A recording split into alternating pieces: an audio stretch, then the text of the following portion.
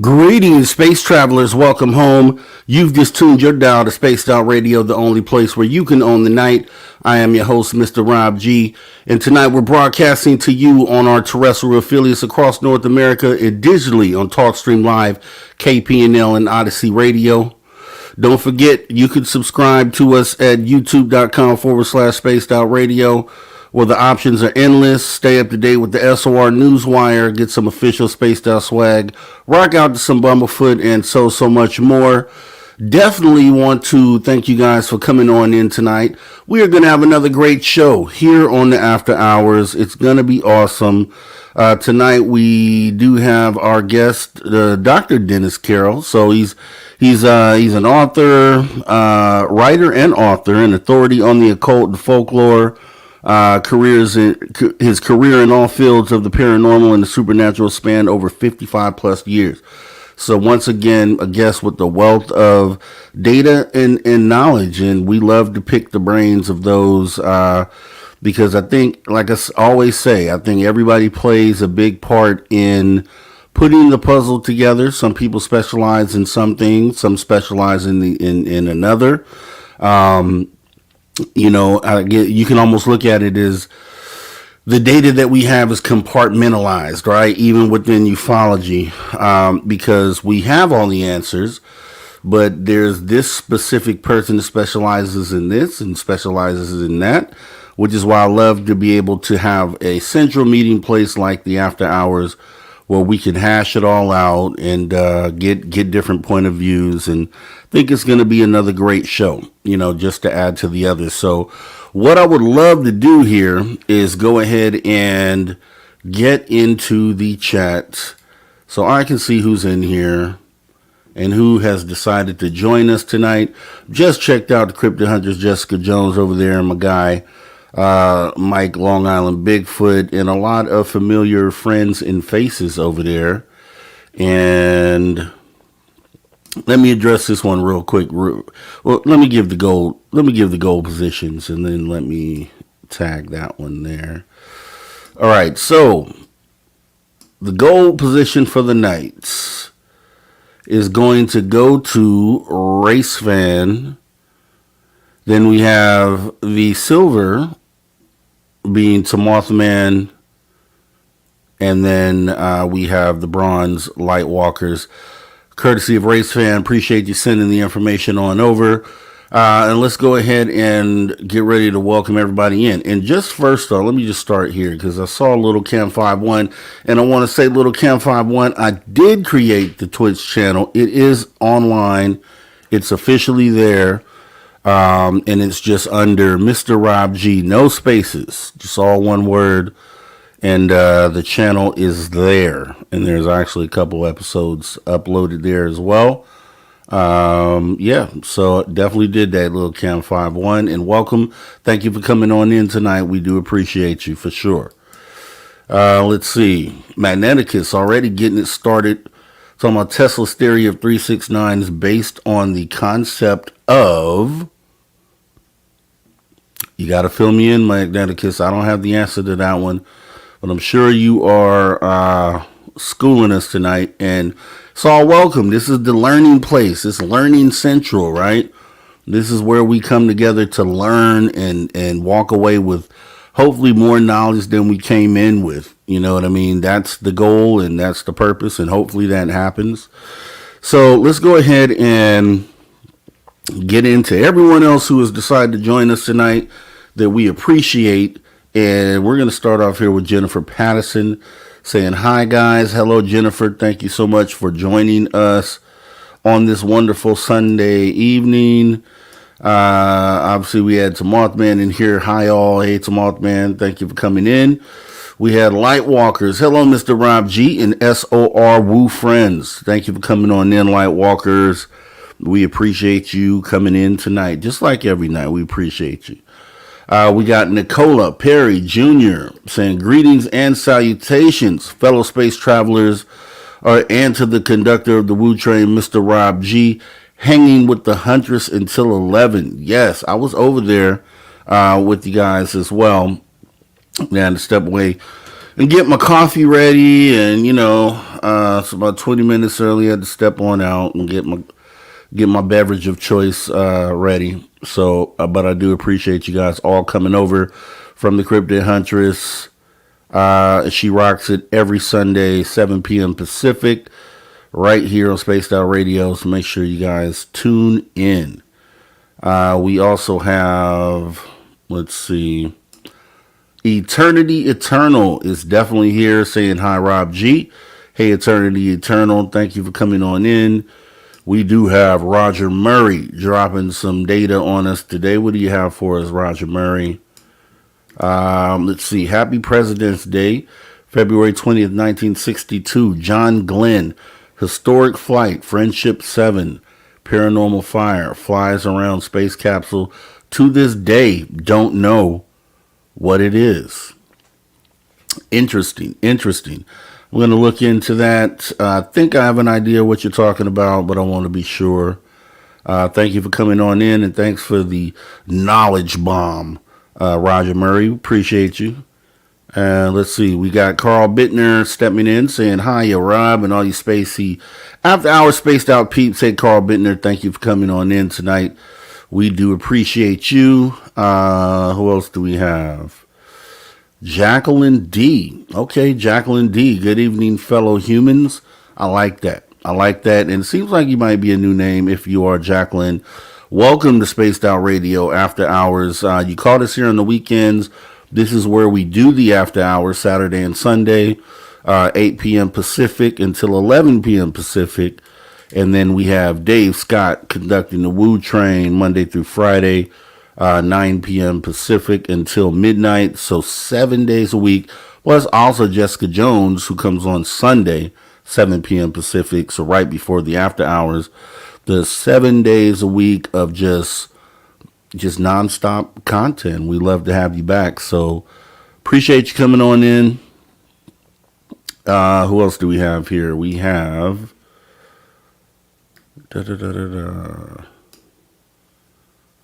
Paranormal Pixie Laura saying, good evening, space travelers. Good evening, Paranormal Pixie Laura. We appreciate you coming on in and joining us tonight. Let's have a great time. And some great questions for our guests tonight. Make sure we get some really good questions in there. And yeah, we're gonna go there tonight. So let's see what we can get together here. We have Rafin. Good evening, Rob G in chat room. Good evening, Rafin. Thank you for coming on in. Brown Dwarf. Thank you for coming on in. I did check you out on, can't recall the podcast name earlier today, But I caught you on there, Brown Dwarf, doing your thing. Keep doing your thing. We shall link up at some point too. For sure. Thanks for coming on in. Okay, we got Wu Train Riders DG. Everybody knows the DG stands for Derek Galloway. Hello from the future. Hello, Derek. Thanks for coming on in. We appreciate you, man. Thanks for showing up. Let's see. Okay. Millie De La Preda. Hi, Dennis and friends. Hi, Millie. Thank you for coming on in. Thanks for joining us tonight. If it's your first time, you will be so welcomed by our chat here. Our chat is super awesome. And if you heard me a moment ago, we have content here 7 days a week. So anytime you turn on Spaced Out Radio, you're going to find something going on. Plus, we have an extensive archive for you to jump in as well. So welcome and thank you for coming in tonight. We have Crystal J. Hello, everyone. Hello, Crystal J. Thanks for joining us. We appreciate you coming. Let's see. Who else do we have? Heidi Pop saying, ha ha ha ha. Just came to stalk you tomorrow, man. We all have same YouTube schedules, looks like. That's a good thing. So we have a good family movement here, and it is so fantastic to see everyone participating in all different platforms. It's a beautiful thing. That's how it should be. That's how we're going to move the needle, is by everybody patronizing everyone, and we should see each other at all these different places. We should. So definitely thank you for that. And let's see, Cryptid Search saying hi, everyone. Hi, Cryptid Search. Thank you for coming on in. Okay, Ginger Turtle 43. What up, folks? What's going on, Ginger Turtle 43? Thank you for coming on in tonight. And let's see, Maggie M10. Maggie M10, hey, Mr. Rob, and all peace sign, cool glasses emoji. We love it, Maggie. Thanks for coming in tonight. All right, yeah, definitely. Kira I am is in the building. Hello, all you awesome space souls again. Woohoo! Definitely saw you over there with the Cryptid Hunters as well, Kira. Thank you for coming on over. Thank you for coming in. We appreciate you. And let's see, Facebook user. Good evening, Facebook user. Thank you for coming in tonight. Let's see here. Okay. Sounds like something's going on. Who's calling me during the show? All right. Who else do we have? Okay, Pancho Zork. The Cryptid Hunter sent me. God bless Jessica Jones. Yes, definitely. We appreciate everything that you do for us, Jessica Jones, and Spaced Out Radio. It's a big family here, and it's a beautiful thing. It's just everybody's bringing it on every level.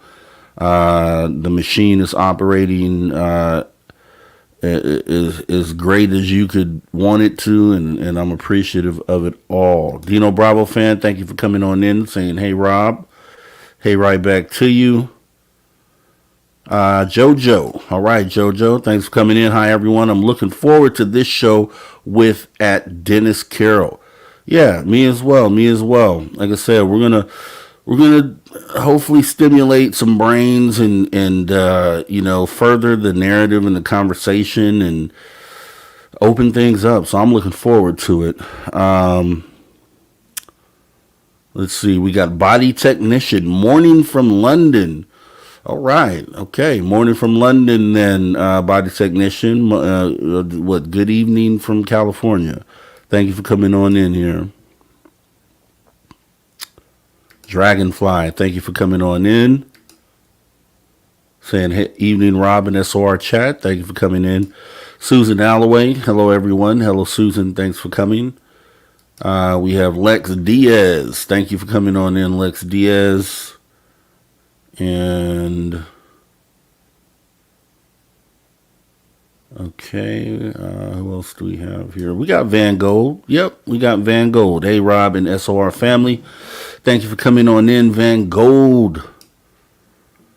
Let's see. Okay. We got Philip Baca in the building saying, suck it, but Cracula. I said it. Thank you for coming in, Philip Baca. Thanks for joining us tonight. And let's see. Scott B. Hello, everyone. Kira, Mothman, and Van Gold. Thank you for coming in, Scott B. We do appreciate you joining us this evening at the after hours. Let's see. We are almost to the bottom of the list. And okay, here we go. Doug Shelby. Hey, y'all, I'm feeling Monday approaching. My powers of perception and all. Damn it, ugh, yuck. Yeah. Hope you have a great week, though, Doug Shelby. This is gonna, come on, we're gonna put the positive energies out there, and you're gonna have a fantastic week, actually. When we talk again on Saturday of next weekend, you're gonna talk about how wonderful your week was.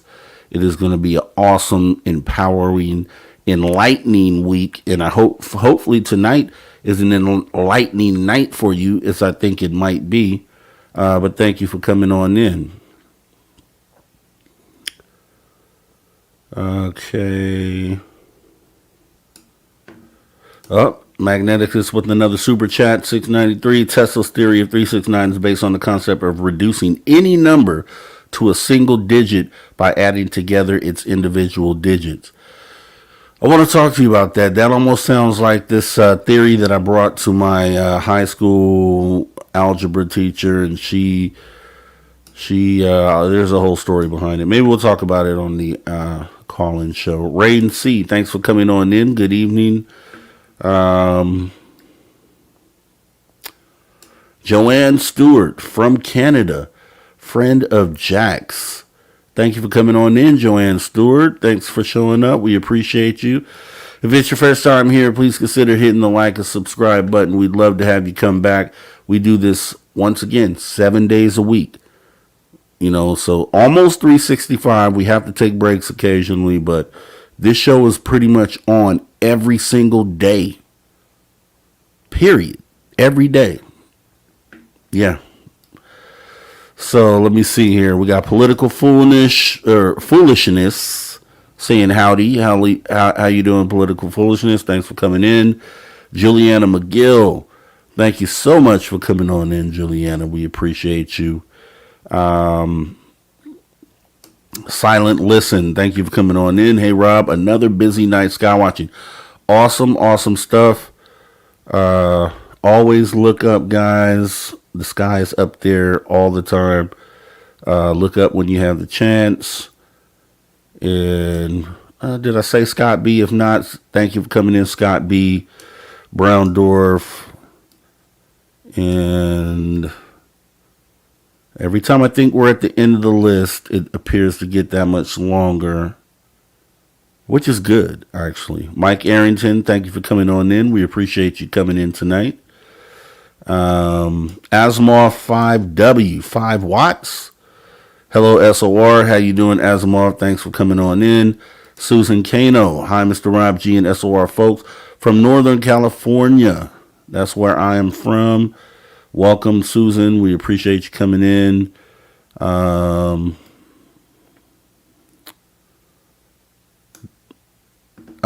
Spencer, thank you for coming on in. Hello, SOR family and friends. Hello, Rob G. Paramar, thank you for coming in tonight. Howdy, folks.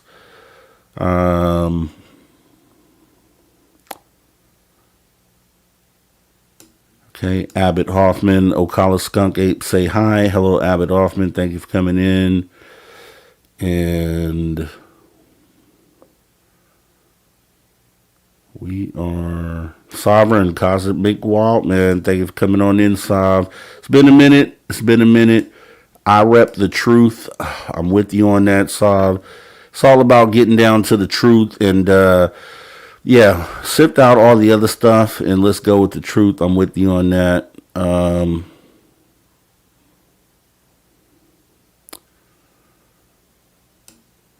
Okay. Yeah, yeah.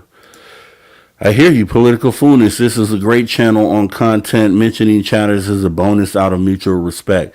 We respect you guys totally. You guys are just as important to the conversation as any of us up here talking. Um, no one knows more than the next, and the only way for us to really get the answers that we are trying to get to is by having these conversations, listening to input from you all, brilliant people out there in the chat and the audience, as well as guests like we're going to have on tonight in the conversation that we're about to get into. So I appreciate the comment, Political Foolishness. That is an awesome comment, and it is it's a true one. So, with that being said, let me go ahead and get this show going. And Scott B is getting the right message out there. Please hit the like button and subscribe to this great channel if you have not done so already. We would definitely appreciate that. And what I'm going to do, because we do have our guest right here in the back, we're going to go ahead and bring him on in. Dr. Dennis Carroll. Like I said, he's a writer, he's an author, into demonology and all sorts of things. So we'll touch that because you guys know that I have some questions about the way that this narrative is going right now. So without further delay, let me go ahead and bring in our awesome guest of the night, none other than Dr. Dennis Carroll. Hi, sir. How are you this evening?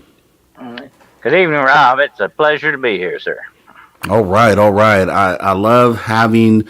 I've listened to your talks before, and I love how passionate you are about what it is that you speak about. I think it's an important part too when we get into talking about demonology, which we'll do shortly. But if you wouldn't mind, with this being our first conversation, I always like to get to know the person. And so let's get to know Dennis and what kind of led you on this path to enlightenment. What brought you here? Well, I've always, I can't remember a time, Rob, when I was not interested in the paranormal and the supernatural. I think I was born that way, actually. Since my earliest childhood, I can remember that. But I had an incident when I was about 14 or 15 years old. And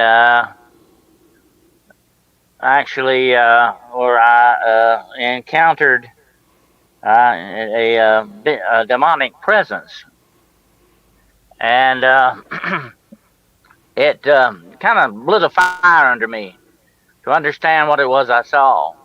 That's what began my journey. I was probably around 14 to 15 when that incident happened. And I'll say this about myself. I don't like just one slice of the pie, of the paranormal pie. I like the whole pie, okay? So everything about the paranormal and the supernatural interests me.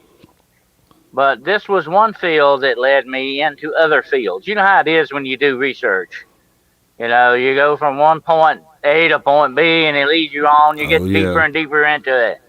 That's what I love about it. And, you know, I was just thinking, just listening to you just now, I wish that we could have had stuff like this years ago. You know, I'm old school from way back, and I've haunted many library reference rooms. And that was all the way you could have. You could get information back in the day. You had to read it in a book. But now you've got the internet. You've got the libraries of the world at your fingertips. Yeah. To me, that's amazing. That's wonderful, really. I wish we'd have had stuff like this years ago. But when I got into this field, and I got into the research and the different areas, and there are different fields. I won't list them all tonight, but there are different fields like cryptozoology, UFOlogy, demonology, the list goes on. The thing about them all is that if you connect the dots, you begin to see the patterns in these things, and they are all, in one way or another, connected. Yeah. And to me, that's an amazing thing. And that has always been part of the fuel that lit that fire under me, to find out exactly why this stuff is connected. And I've had many, many paranormal experiences of my own over the years. And people have asked me about that. Say, why have you had so many things happen to you. I never have anything happen to me. I said I think one reason is that I made myself available Right. to it. I think that was one thing. I was out there doing it, and I've spent so many thousands of hours in haunted houses, locations, or in the forest, deep in the forest, looking for Bigfoot and dogman stuff. And I'm gonna tell you tonight a little bit. Well, if we get a chance, I'll talk about one I call Cryptid X that's out there. It's a very strange thing indeed. But wherever you want to begin, my friend, I'm ready to go Yeah, in. yeah, yeah. So I mean, and that's great. So I appreciate that introduction and to how you got to where you are. I think it's very important. You made a comment about all of these different aspects of the phenomena potentially being connected, and I'm like going that way as well.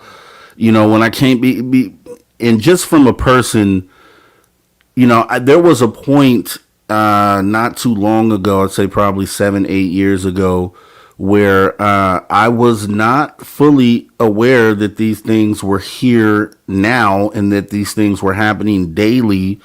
I always was open to the possibility.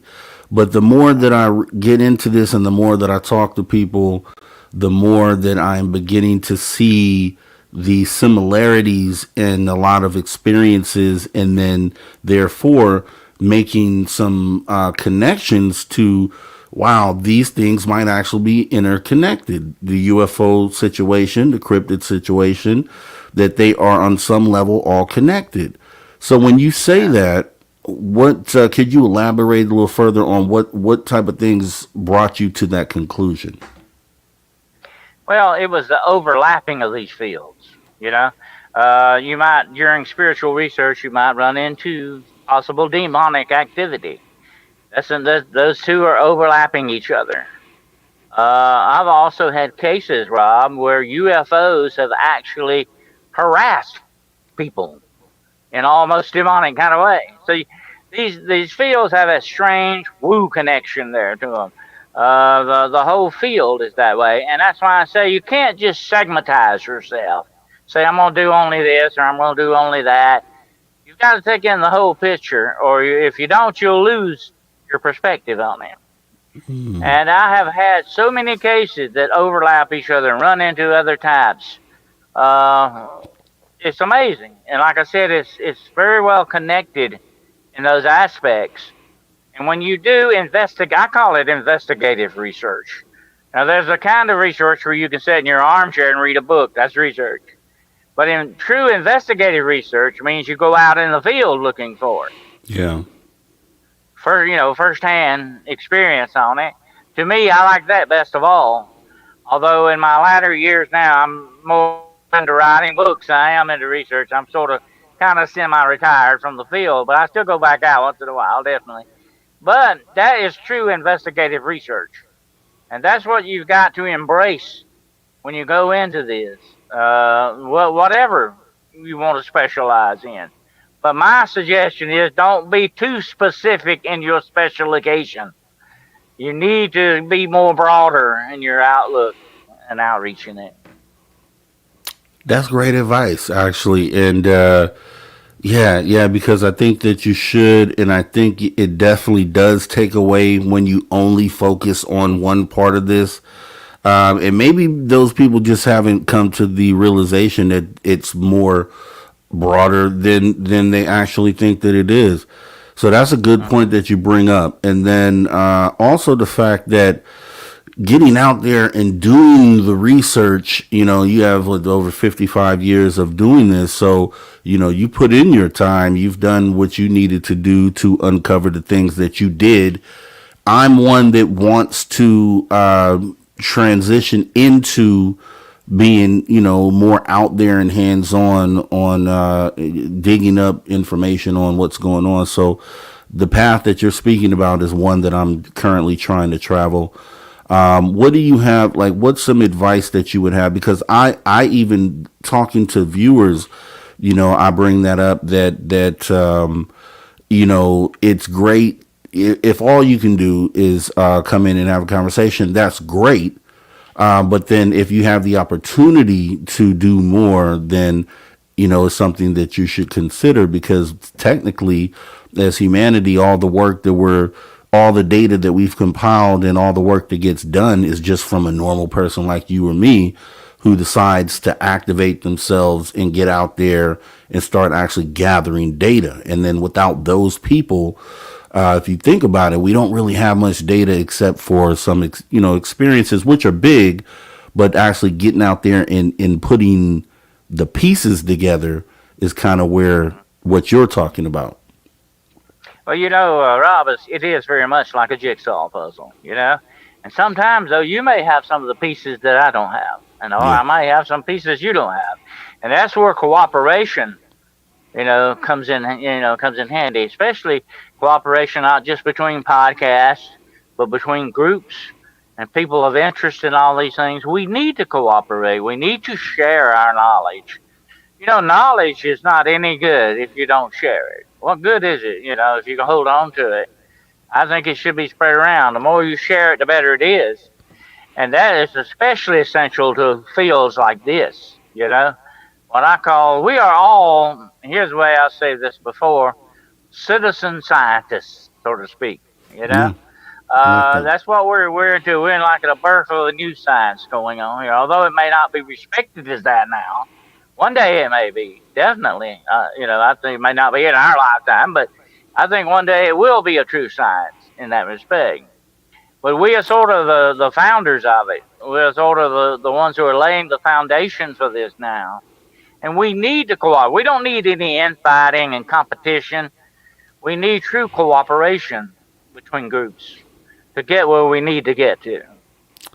Wow. So you see it too. It's not just me. I mean, it's and the thing with that being is that and this is another thing I brought up before, that a lot of the focus when it comes to the powers that be discussing the UFO phenomena and uh, considering or taking steps to disclose, which they will never do, but they act like they're going to disclose this information.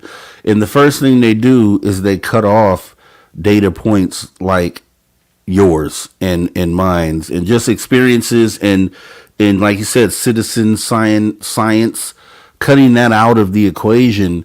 It's obvious they know what they're doing when they do that, because this is where all the data comes from, the relevant data. None of what they're doing is going to surpass anything that we've already put together as citizens and as humanity. So they're kind of smart to do that. But how do you feel about not being included in the conversation, in the broader conversation, when it comes to trying to spread the word or enlighten the others out there who may not be on board yet?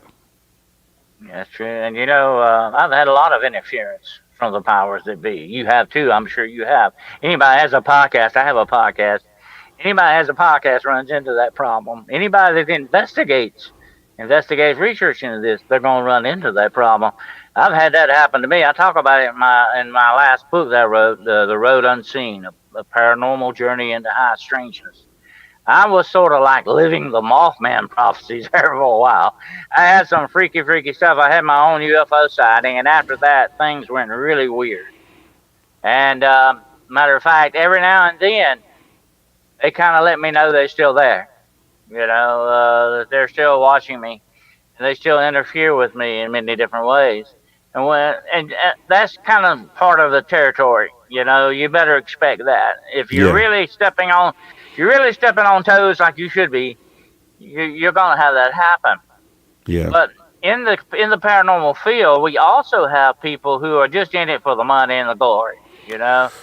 And I'm gonna tell you what, those people are not in my book. Okay, they're not on my list. I'll tell you why. When I first went into this 55 plus some odd years ago, I'm not going to say exactly how long because I'm real old, but anyway, when I first went into this, I went in it with one purpose in mind: to help people. Is tantamount to everything. People were coming to me with these problems, and they didn't want to be just investigated. They wanted help. Yeah. They wanted an answer to their solution, a solution to their problem. And I concentrated a lot on that because I see a lot of these so-called groups out there, Rob. They say, "Oh, we investigated the other night. We got scared. We had a great time. We went and had drinks after that." That's it. That's all they've got. Very superficial stuff. They haven't really helped that knowledge I talked about earlier. They haven't broadened the field any. They haven't even helped anybody. People that needed help don't want you to do that. When they want help, they need help, especially when you are dealing with demonology type stuff. You've got to have a viable answer for these people, something that truly works, that really helps them. If you don't do that, you might as well leave. You know, that's it. Yeah. Yeah, you make great points there. That I totally agree with that. I agree with you on that 100%. Now, when you get into this, so you when you mention demonology, and this actually goes back to I had a conversation on a different channel that I do as well. I have a different show as well, and we kind of talked about demons, and someone let me know, which I was totally unaware of, is that there, or when someone says that this phenomenon may be demonic, that there are actually good demons and then bad demons that are under the word demon. And I had no clue that there was good and bad, or I don't know if you can elaborate on any of that, but what is demonology to you, and what do you think we should know about that? Well, now you got to define demonology. Now, when I talk about demonology, I'm not talking about the old medieval demonology where you try to raise demons and all that to get them to do it. That's a different kind of demonology. Demonology I'm speaking of is the actual scholarly study of how these spirits interact with human beings and how they do things. But when it comes to demonology, you can't paint everything with a broad brush. You can't go in and say, "Oh, it's a demon." You better know for sure exactly what you're dealing with, whether it truly is demonic, if it's a human spirit, or whatever the case may be. Rob, I've even seen evidence. This is going to blow your mind. I have seen evidence that people who die under demonic possession, even their spirits are still held hostage by these demonic entities. That's Wow. bad when you think about it, that they not only torture you through life, but into death as well. I've seen evidence of that. I've seen some freaky stuff. But it's not always demons, and I've been accused of that a lot of times. You eat, sleep, and dream demons. That's all you talk about is demons. No, you got to play that card though. It's on the table. You got to, Yeah. it's just like saying, "Rob, there's a 500-pound gorilla in the room. Let's ignore it." Right. That's not going to work out good for a while. For a while, things are going to go bad. And you Exactly. can't ignore that card. You've got to play the demon card if you're going to do spiritual research of any kind. Because demons are very good at masquerading as human spirits to fool you and lead you off into different areas that you shouldn't go in. You've got to remember the demonic is a card that has to be played in the game. Yeah, definitely. And so, one of the things that brought me into even having that conversation that day was I was pointing out how it appears that the narrative, like when you listen to some of the main faces, we'll call them, of ufology that are speaking directly or interfacing with the national media, global media, a lot of the things that they have said, they initially started out with, "Hey, there's these things in the sky.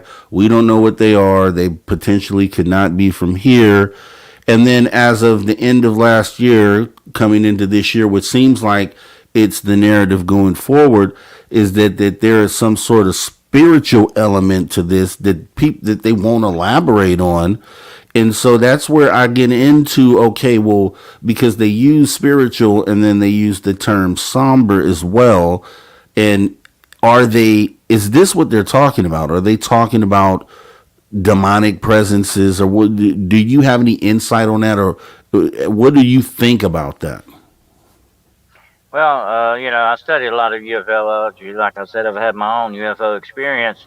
And a lot of these, I think, Rob, some of these UFO things have a smell of sulfur to them. I have to wonder if these are not images being used by the demonic, because the demonic is very, very supremely good at using imagery against us. They can take things from the subconscious mind, your fears, your anxiety, and turn them against you. That imagery is very important to them. The second thing that's very important to them is shape-shifting abilities. They can look like whatever they want to. I've seen this happen many times, and I have to wonder how many of these UFO incidences are not related to that. Because if you think about it, the demonic will say, well, that's a great image. That's something we can use and get behind. Because these entities are not stupid.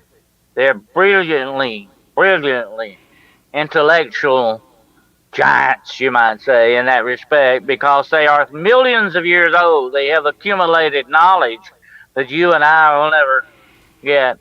They are very intelligent, and we got to remember that. And they are very good at turning things against us.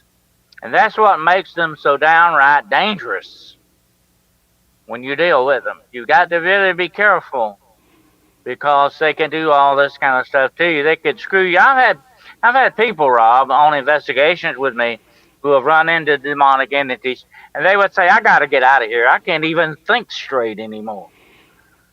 The attacks would be on you. They will attack you 4 ways. You got to remember this, very important. They will attack you mentally, physically, spiritually, and emotionally.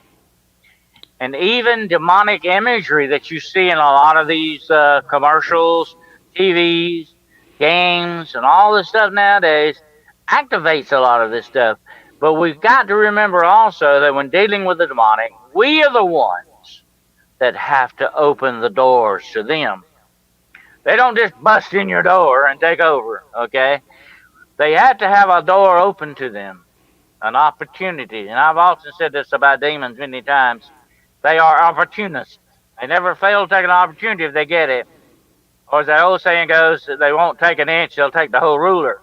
Yeah. And that's what makes them so dangerous. But we can invite these things into our lives by our very lifestyle. We can do it by overuse of drugs or alcohol or pornography or addictions of different things, or dabbling around with the occult, playing with Ouija boards. Doing things we shouldn't do actually opens the doorways to this stuff. And I've had a lot of people ask me, Rob, they say, Mr. Carroll, can I be walking down the road and boom, I get possessed? No, it doesn't happen that way. You've got to instigate it. You've got to give them that door open, kick it open for them a little bit. That's all they need. So, okay. And then, so you also stated earlier that these, to be clear, that these are, sometimes they're demons, sometimes they're not, sometimes they're other things. So what do you, so let's just say someone has a UFO sighting, or even better yet, maybe abduction or some sort of contact. What about it should a person be keying in on to figure out if this is related to something demonic or not? Well, you got to look at this abduction, especially. Abduction to me is a very strange thing. I've talked to a lot of abductees. I think some of these are implanted memories for a reason. Okay, I'm not saying all of them now. Don't get me wrong. I'm not, like I said, I'm not painting with that broad brush. But some of this stuff leads me to believe they're implanted, demonically implanted memories. They're put there for a reason. But when you talk about abduction, you got to go back through folklore. Look at all the fairies that abducted people, the goblins that abducted people, all the different entities that supposedly kidnap babies and all this stuff. You've got a link going on here. That's why I say folklore is very important, because it gives us a lot of the clues we need to understand some of this phenomenon or where it's going. And that's just one part that kind of gives me that demonic smell to it, that there's something going on other than that. Now, I'm not saying it could not be aliens. I'm gonna say this: I do believe aliens exist. Probably there are millions of civilizations out there, as large as this universal universes are. That's the odds definitely are in favor of that. But are they really coming here to this little backwater planet? What reason would they have? Is this some kind of experiment going on or what? We've got to look at that as well. But I think some of this has definite demonic origin. So, and I'll end up, I want to show this. I mean, I'm sure our viewers are sick of seeing this, but I'm going to end up showing you something because I had a shadow person incident where I actually have a really good photo of it and kind of want to see what your feelings are. Or even if you can say right now, like generally, what are shadow people considered? Are they considered demonic, or what side do they come from? Well, many times, Rob, the demonic will manifest in kind of shadow people, beings, or whatever name you want to give them. They will manifest that way. I've seen them with my own eyes. I was attacked by one not too many years ago in an office, a doctor's office, believe it, of all places. And there was nobody in there at the time. It was closed, but it was actually a doctor's office that was being haunted by these things. And this thing appeared in front of me. Probably was about maybe around 8 foot tall, maybe 5 foot wide, and it was just nothing but a darker shadow against the darkness. But you could see it pulling darkness into it. Yeah. The darkness in the room was flowing into it, and it became larger. And it actually physically attacked me. It attacked. There was a guy with me. I had a witness to this. So it's always good if you got a backup witness. That's confirmation. But Right. it attacked him emotionally. He said he felt like the bottom of his world fell out. It took him weeks to get over that attack emotionally, but it attacked me physically, and it was very much like having a heart attack or something. It started up my leg, and I was close. I was close enough to reach out and touch it. Okay. And I could see pinpoints of red eyes in the darkness looking back at me. And the guy next to me spoke, and I could see the eyes turn and look at him. He saw them too. But this thing attacked me, and this cold numbness began creeping up my leg and started up towards my chest. That's when I rebuked it and got rid of it. I said, that's enough. I'm not going to deal with this anymore. So I got rid of it and got it off of me. But I have seen this happen many times with demonic entities. But let me say this about shadow people, okay? There is a hypothesis that some of this stuff may be what I call walkthroughs. People going perhaps from one dimension to another. These beings going from one reality to another. They may Yeah. manifest as shadow-looking type beings. That's part of the equation too, I think. So it's not all just demonic. But the demonic can do that. But I'm going to tell you the number one thing it will tell you the difference between the demonic and the shadow people that we call, as we call them, is the demonic shadow people will usually attack you physically and emotionally. The other Okay. kind of shadow people, they're just kind of walking through there like not paying attention and I don't want to go and bother you. They're just passing through doing their thing. That's usually not demonic in my book. Because when the demonic attacks you physically, mentally, whatever, like those 4 ways I said earlier, you know it's probably what that is demonic. Okay, because that's their modus operandi, you might say. Okay, and I'm glad you clarified that because I wanted to make that distinction. I was actually about to make that point that the shadow person that I filmed, and I'll bring it up here so you can see this here. This shadow person, this was in my hallway. This is about a year ago.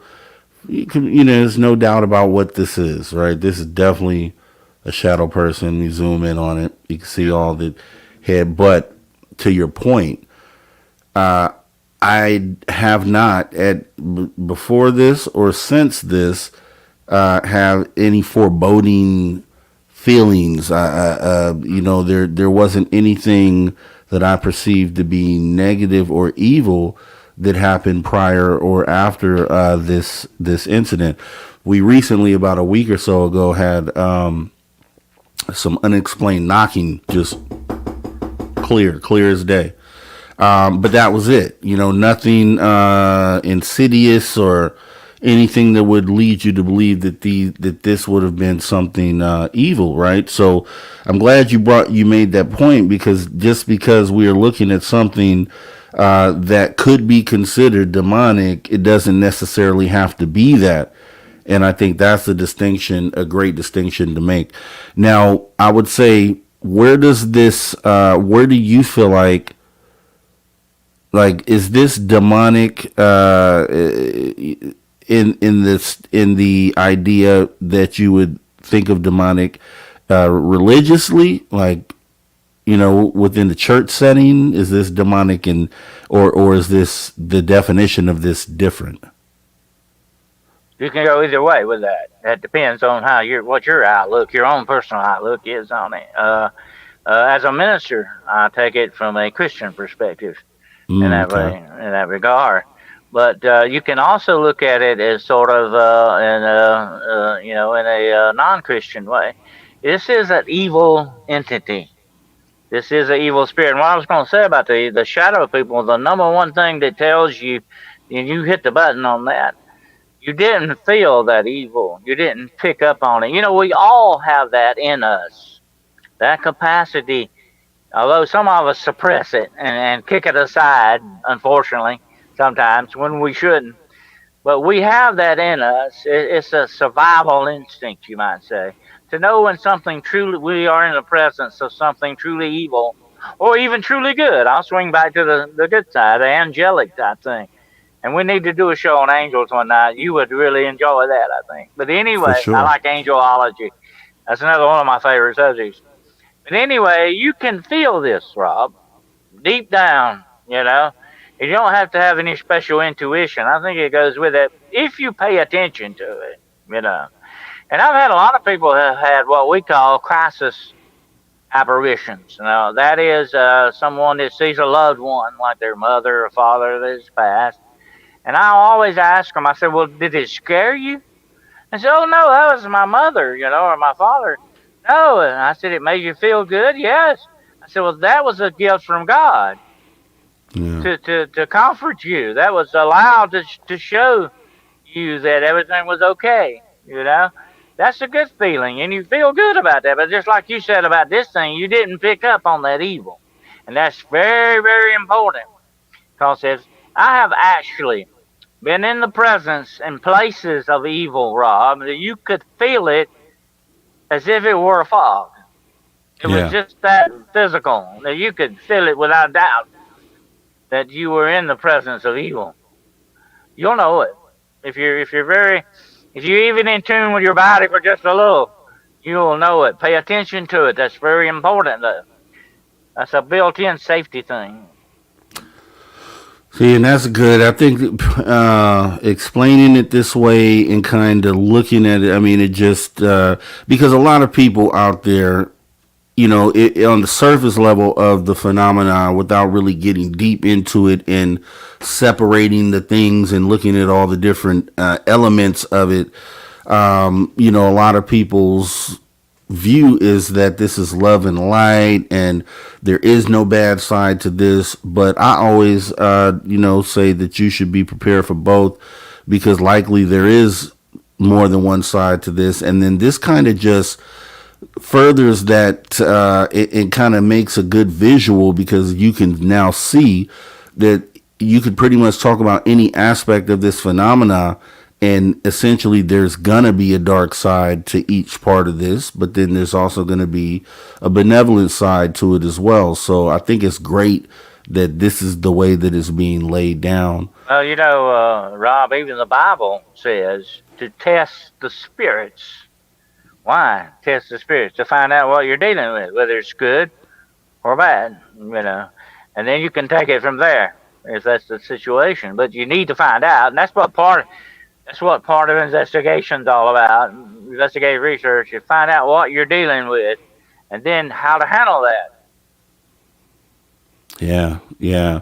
What if you had to pick one? I mean, because you obviously with 55 plus years of research into this, was has there been times where you have investigated something and you're like, something tipped you? I mean, obviously just like you stated, you can feel it if it's evil, but was there anything physical or anything visual that you were able to perceive in relation to something that you considered to be demonic?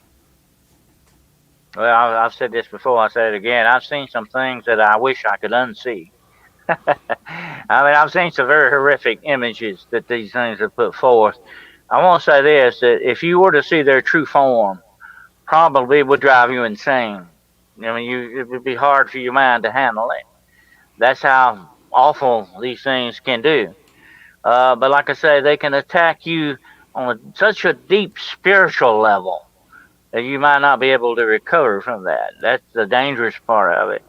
And I don't like to venerate the demonic spirits or evil spirits, whatever name you want to give them. They call them the jinn or whatever name you want to give them, whatever perspective you're coming from. I don't venerate them because they are so dangerous, but I consider them very much like cockroaches in a house. They're pests or Hmm. rats that you want to get rid of in your house.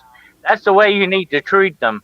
Don't give them any power because that's what they want. Never give your. I used to be in law enforcement, and we had a saying: "Never give your enemy ammunition."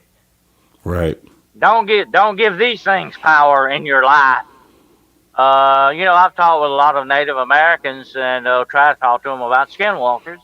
They don't want to mention it. They don't want to talk about it because the more you talk about it, they believe. The more attention you give it, the Yeah. more it will recognize you. And the demonic is very much like that. As demonologists don't even like to say the names of demons because that gets their attention and they might come to see you. So you have to be careful how you deal with these things in that respect. And you make another great point. I mean, when you talk about the folklore and how you believe that this all goes back to those stories, and those are the stories that we should be paying attention to when it comes to this. I've said the same thing. And it's just awesome. It just shows further that there's reasons why meetings like ours happen, because they're supposed to happen and these conversations are supposed to be had. But I think for sure it goes back to the Native Americans and the stories they tell.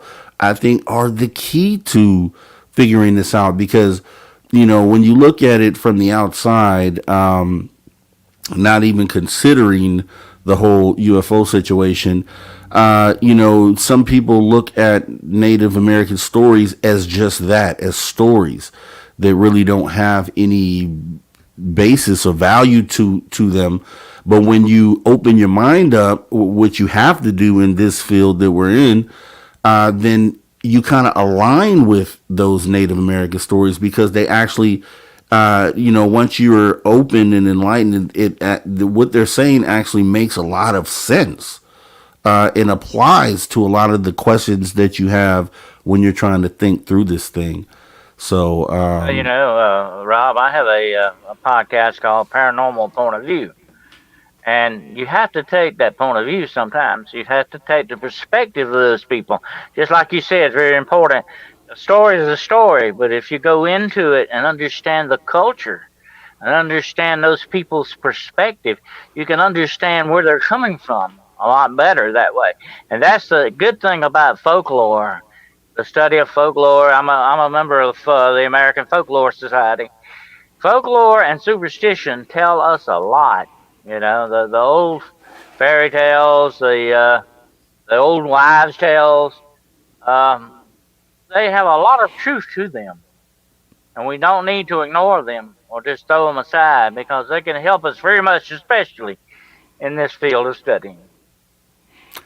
Definitely. Agreed. So what we're going to do real quick here, Mr. Carroll, we're going to go ahead and pause for the cause as we get ready to hop into hour number 2 right here at Spaced Out Radio. So chat out there, get your questions ready and put them in all caps so that way I can star them and we can pose them on the second half of the next hour.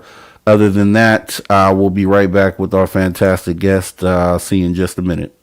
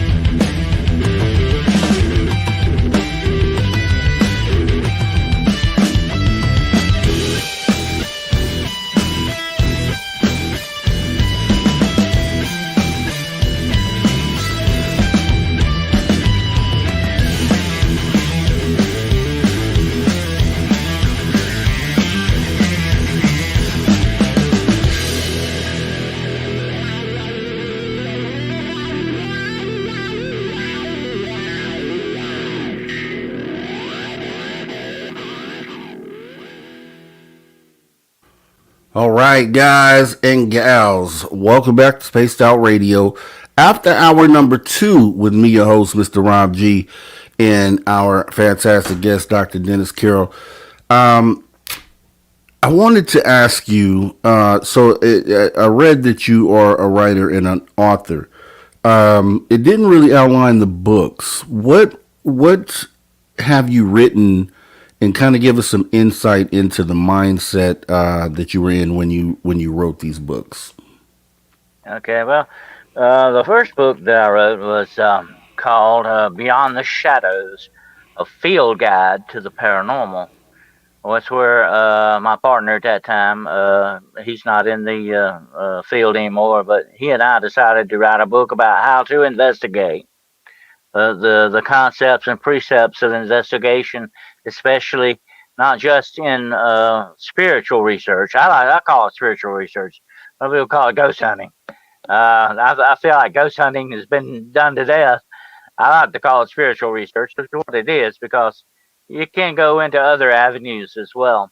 Anyway, he and I got together and decided to sort of do a field guide to that. How you approach it, as that term I used earlier, as a citizen scientist, how you approach this way, and the best way to investigate things.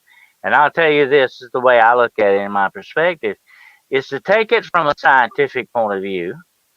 That helps you to kind of try to replicate what happened and understand and document it.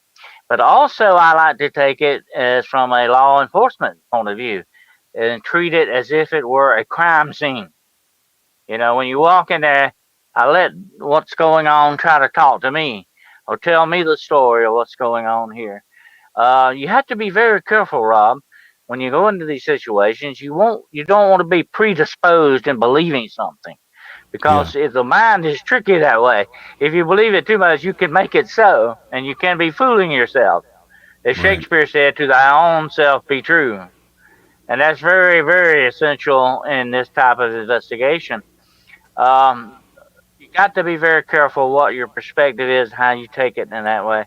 And I wanted to lay out for people the way I do it. And it may not be the best, fantastic way in the whole world to do it, but it works for me and it works for a lot of other people. So that's why we laid it out.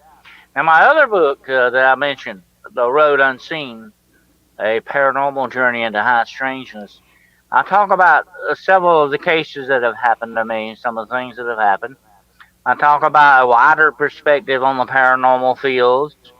Almost a part of the book is like an encyclopedia on paranormal stuff. But then I talk about things that are going on in the world today from a demonology slant, and not just the demonology slant, but also from the paranormal view.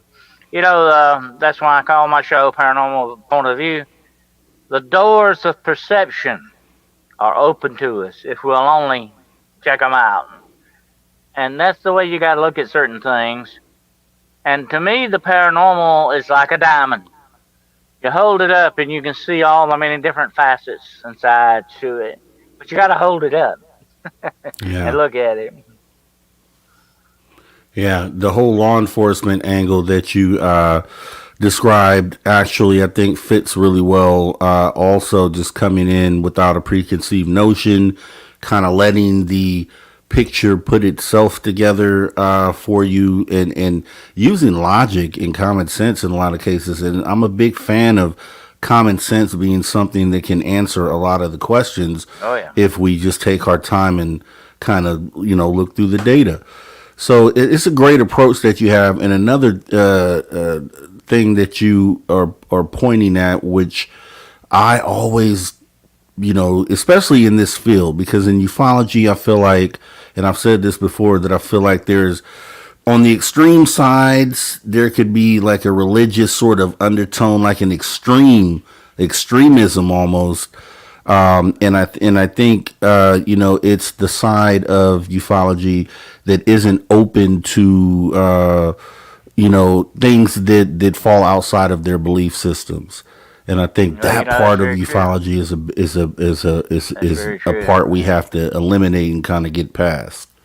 uh I'll tell you a quick story. I had a guy call me up one night in the middle of the night, scared to death. He said, "Mr. Carroll, there's all kinds of noises in my attic. Is my house haunted? Do I have demons infesting my house and all that?" And I said, "Well, go and check your attic for squirrel nests and call me back." And so he called me back next morning and said, "You know what? I got a squirrel problem." I said, "I thought you did." You got to look at this thing from, I have a saying, Rob. When I go on to a case, I first must prove what it isn't, what it is not, before I can prove what it is.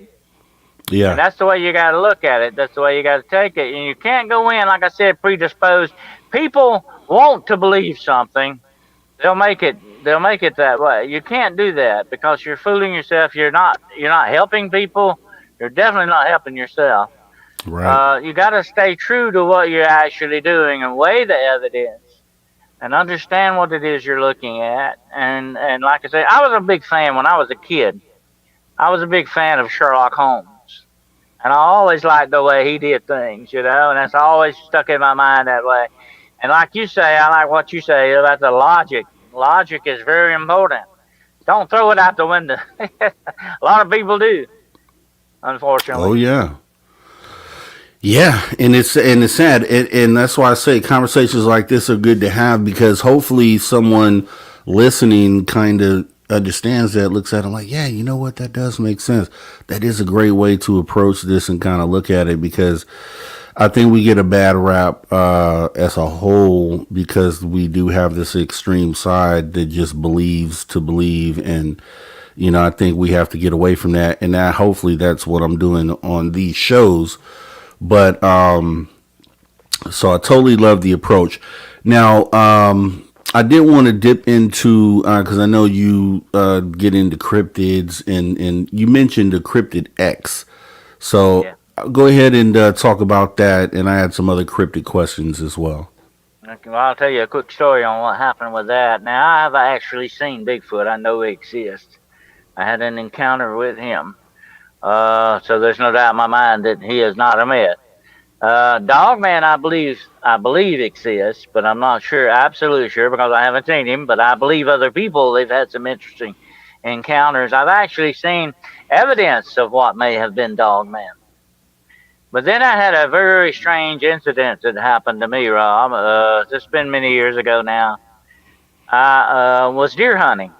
I was deer hunting with my brother. Now my brother, was way off some other section of these woods. Now let me explain this right quick. There was an old farmhouse that stood in a field right next to the wood line. And I think this farmhouse, which nobody lived in for a long time, had been used to store hay or something at one time or another, because all the windows and. Were off of it. Well, me being the curious guy that I am, color me curious, uh, I had to go in there and look around.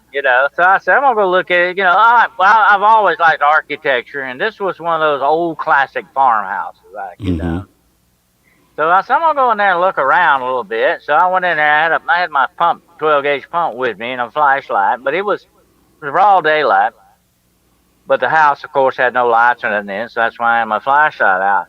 So I was going around room to room looking. I remember going in the living room, and there was an old fireplace in there, but there was nothing in this house. I mean, there was no hay or anything like that time. But I could tell where there had been some animals in this house at one time or another. So I got to this back room. Now, here's the weird thing. I never have run into this before.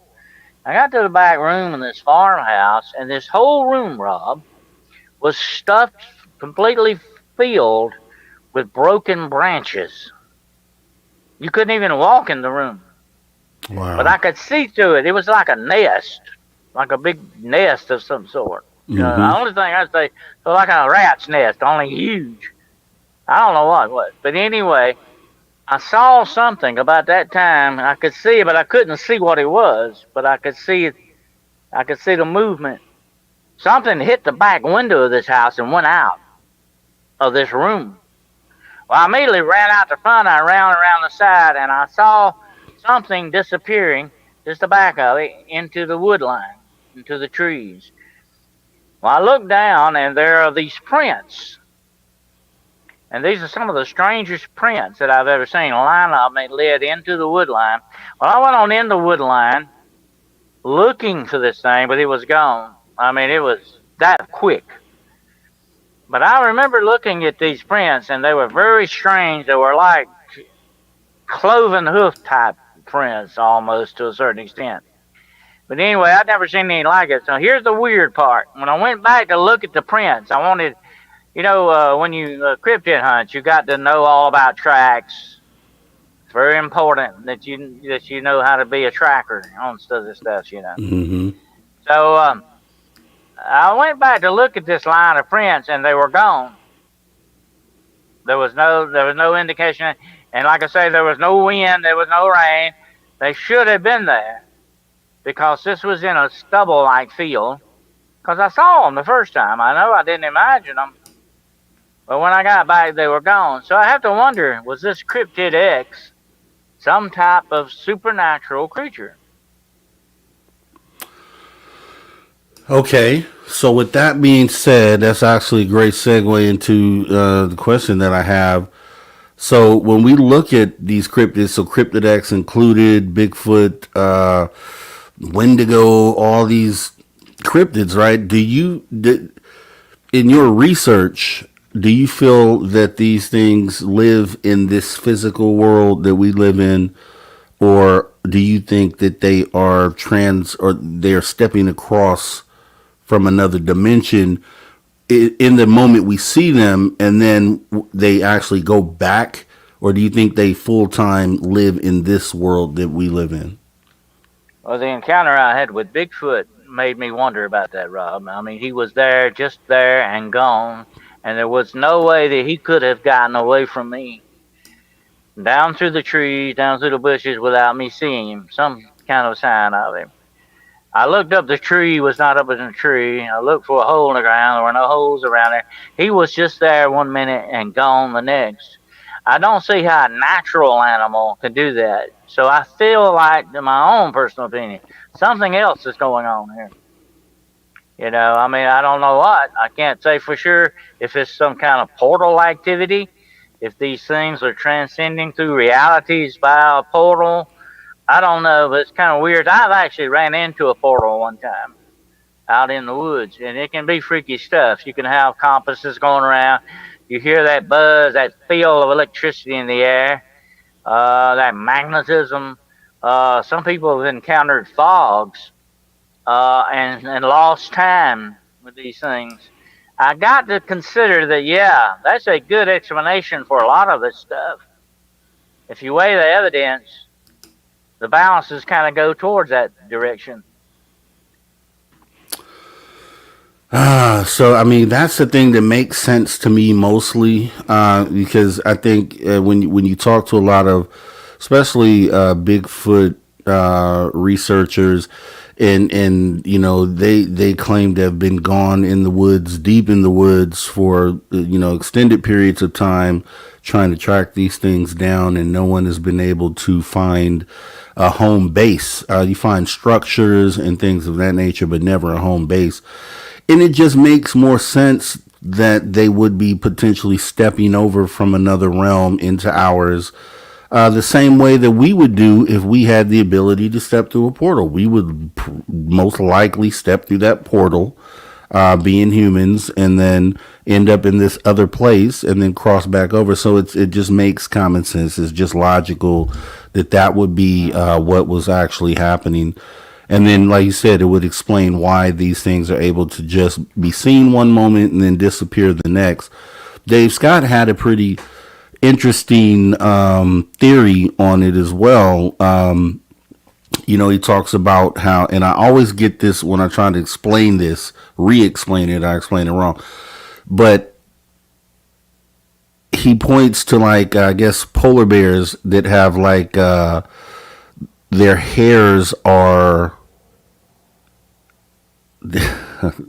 their hairs are clear or empty, translucent. Yeah. And that because those type of hairs absorb color from around them, that this is a theory, one of his theories on why they're able to blend in or kind of just disappear before your eyes, that they're actually blending into the background surfaces, which, makes sense to me. But if I were to guess, I would say I would put it maybe some of that along with the fact that they can just step out of this existence pretty easily. Look at the chameleon, Rob. It can blend into its background very good. It's made that way.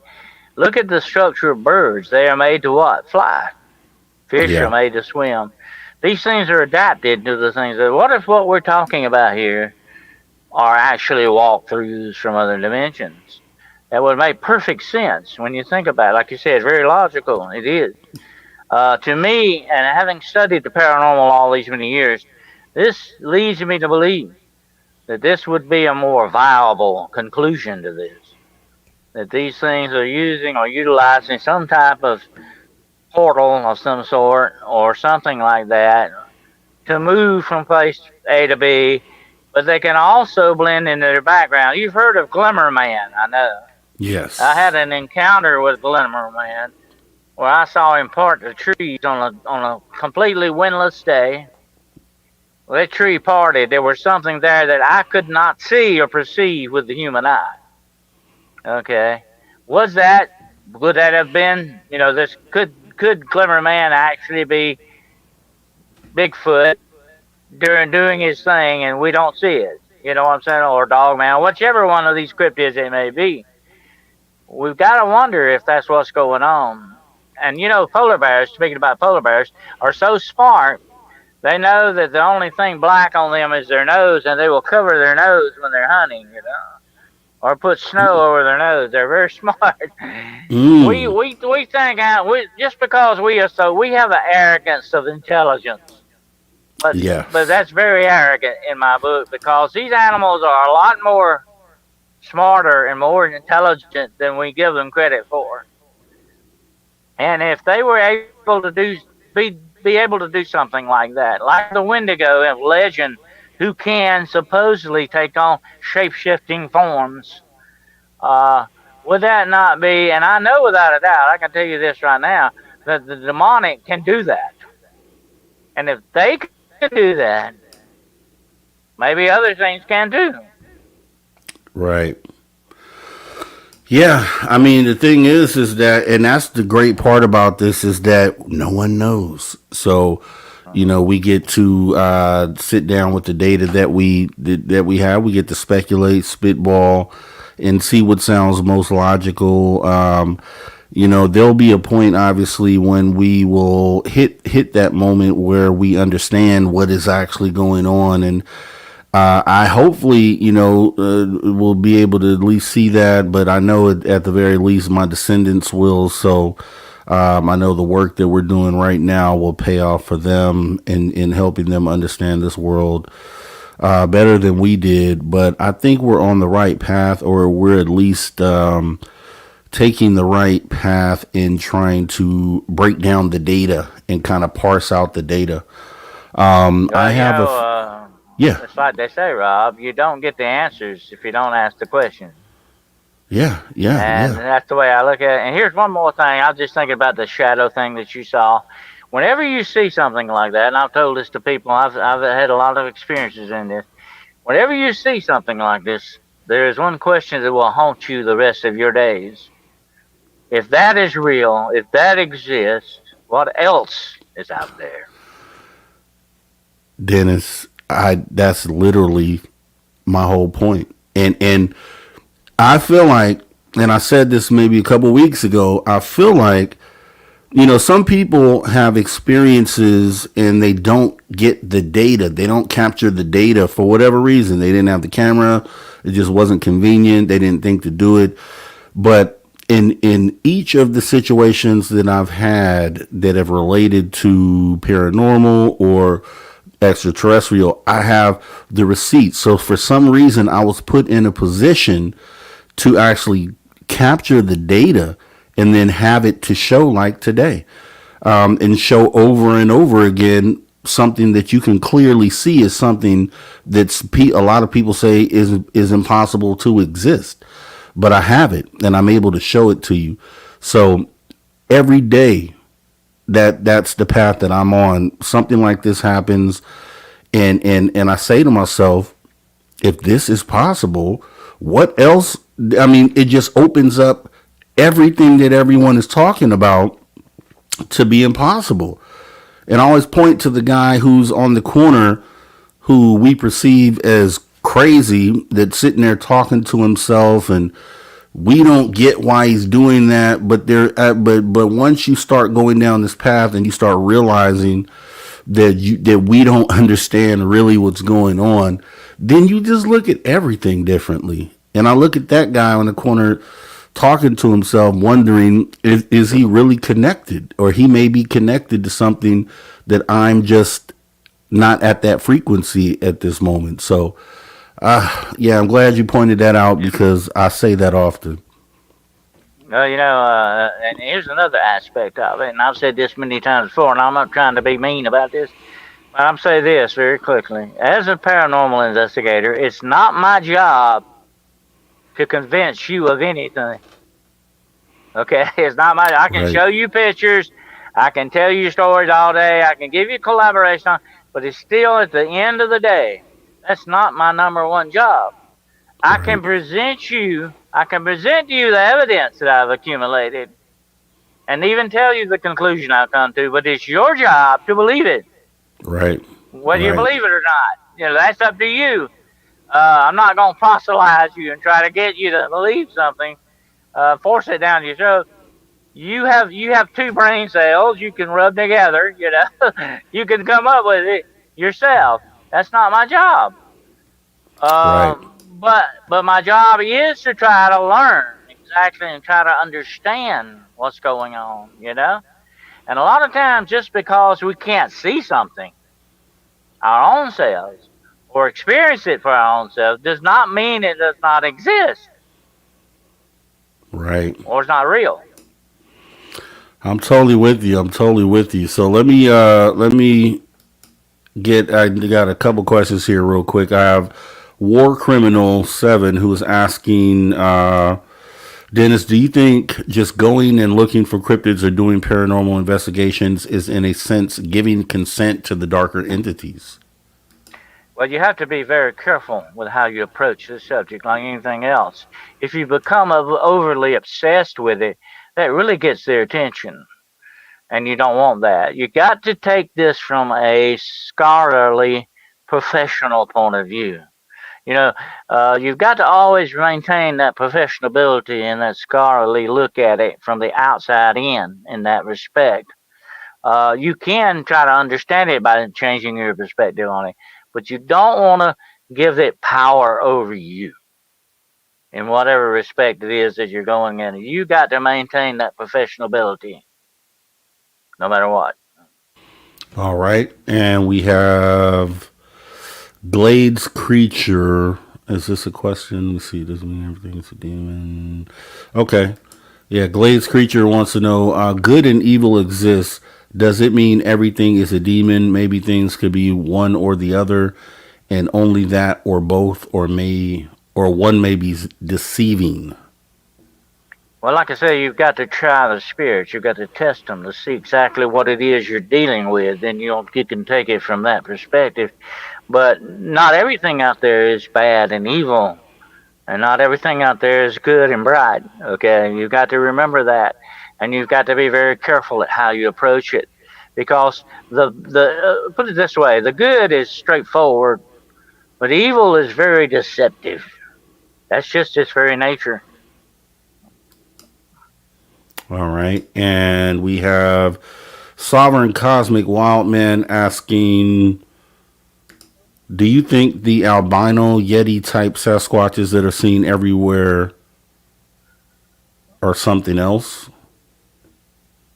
I have, like I said, I've studied a lot about the Yeti. As a matter of fact, John Keel actually had a Yeti sighting back. If you need to read one of his books, it's called Jadoo, where he actually went to the Himalayas looking for this stuff. And it was not white, by the way. It was sort of brown, sort of a cinnamon colored type of a Yeti. The Yeti that exists in the higher Himalayas may be the white-looking type Yetis. But as for some of these other things I've seen, it's a possibility they could be. We have albino deer, we have albino wildcats. The possibility you could definitely have albino uh, Sasquatch. It's not that far fetched. Okay, and let me make sure I'm getting all the questions here.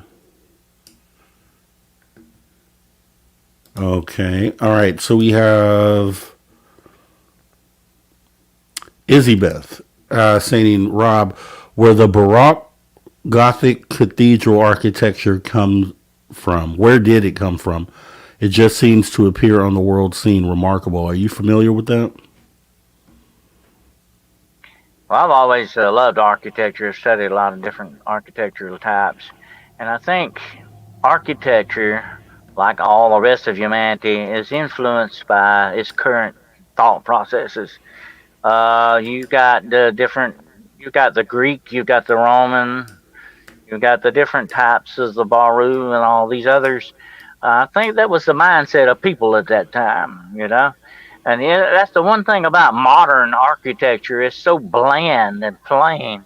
It has no character to it. Have we lost our character down to the time? It makes you wonder. Definitely. We have Rain C asking, has anyone ever found a dead body of any of these creatures, like the Sasquatch and other cryptids? Not as I know of. Actually, there have been reports, but they're all hoaxes most of the time. I remember one guy filled a Bigfoot suit up with dead possums and tried to pass that off. As far as I know. But if you ever find the body one, you will be an instant millionaire, or you better be careful what you do, because somebody else may be wanting it. I have heard many reports, and I've actually had government harassment during Bigfoot hunts. They know, I believe without a doubt, the government knows they are out there. I believe they can weaponize some. They weaponize anything they get a chance to. True. I believe without a doubt you might have a problem getting that body back if the government knows about it. Okay, we have Sovereign Cosmic Wallman asking, the Jaguar is said to be a Nephilim spirit, and so is the wolf or dog man. So are cats and dogs a representative of the Nephilim? I don't think so, really. Actually, this next Wednesday, I'm going to be doing a 2-hour seminar on my podcast, Hunting the Shadows. And it's going to be on at 8 o'clock Eastern Standard Time next Wednesday night. I'm going to do a 2-hour seminar on Nephilim, children of the fallen. And the Nephilim are still with us, but just not in the way that people think. You might want to tune in and listen to that. But anyway, it is a fascinating subject, the Nephilim. Too big of a subject to cover here quickly with one question, but I will say this: it depends on the situation. The Nephilim can utilize a lot of different things, so you have to, if you come upon a jaguar with glowing red eyes, then I would say you might better think twice about that. All right, and Rain C is just making a statement on the question from earlier, stating, well, if no bodies have been found, that would further the convo on them being interdimensional. Makes sense, yeah. Well, I'll tell you another thing that's a possibility too, not just the interdimensional thing, but it could be that if, like, say, a Sasquatch or a dogman dies, they could get rid of the body themselves. It's so like the elephants. The elephants in Africa have graveyards. They actually go there to die. The same thing with the salmons. They go back upstream to spawn and die. Yeah. Things know when death is coming on, they can handle it. And that could be one reason why nobody is ever found, or they could be covering it up very, very good. So there's a question here. Let's see. That's Dennis the Cryptid Huntress. That's my good friend, the Cryptid Huntress. Yes. My paranormal sister, by the way, as I call her. Shout out Jessica Jones. This is Dennis has the best shows. We had JoJo who was asking, Dennis, do you think the men in black are still keeping track of you? Oh, without a doubt. They let me know every now and then. They buzz my house. I've actually had black helicopters fly over my house. But they buzz my house and government cars every now and then, just let me know they're still there. And I think you made a good point too. I think it's proven really that whenever you have someone that is speaking about enlightening humanity as a whole and kind of potentially threatening the whole power structure that is currently here, that you are going to be the focus, and you're going to be on the radar. But you have to understand that, know that, and still be willing to do it, even though you're at risk. And I feel that too. I don't know if they've necessarily put me on their radar at this point, but I know that the type of conversations that I have with guests and with viewers, I know they don't like it. I know they don't like it. They don't like any sort of unification and awakening of a large group of us. They love to see us in this divisive state that we're in currently, though, where everyone has their own camp, no one's coming together. But the moment that they see us get past that and we start unifying this thing, they're really going to come out. They're really they don't like that. They don't want to keep us segregated. They want to keep us separate. That way you can rule over people easier that way. I call it pigeonholing people. They want to keep you in that certain little pigeonhole, and that way they have more power over you. I know what they're up to, and I know how they operate, and that's standard operating procedure for these type of things. And they want to keep us divided, because united we would be a power to be reckoned with. Oh yeah. Once we realize what the game is. I mean, a lot of us do realize, and that's the other thing. Like the way it's currently structured, we all start waking up later in life, and or going through certain experiences or situations. But our groundwork right now is going to make it to where we have generations coming up down the line that will be born with the knowledge that they need from day one, so they won't have to go through the paces that we went through to finally one day realize that, hey, this isn't right, what's going on here. They'll know if they won, and it'll be a totally different place, and it'll be from your 55 plus years worth of research, and then whatever I can bring to the table. We got to realize too, Rob, that we are slaves to the system. From the cradle to the grave, we have invisible chains on us. Okay, that's the way they want us, and sooner or later, one generation is going to have to step up to break those chains forever, because these are chains of slavery that we are born with. They are put upon us. We don't ask for them. We're not victims of circumstance. This is a design. Okay. Yeah. And this is implemented upon us, and hopefully one day, like you say, when the real awakening comes, these chains will be broken for good. But that system is what our enemy is. That's our true enemy, whether it be aliens behind it or the demonic behind it. And I think that's one reason a lot of this stuff is going on. The demonic has plans for humanity that are not good at all. Okay. Yeah. But that's what it's all about. It is a plan. It's nothing random going on here. This is all meant to be this way. And we've got to realize that. We've got to wake up to that realization one day, hopefully, before it's too late. Oh, yes. Totally love it. You're speaking my language. We got Jessica Davenport coming up asking, do you have any idea what glowing teal colored eyes are? The animal was a coyote.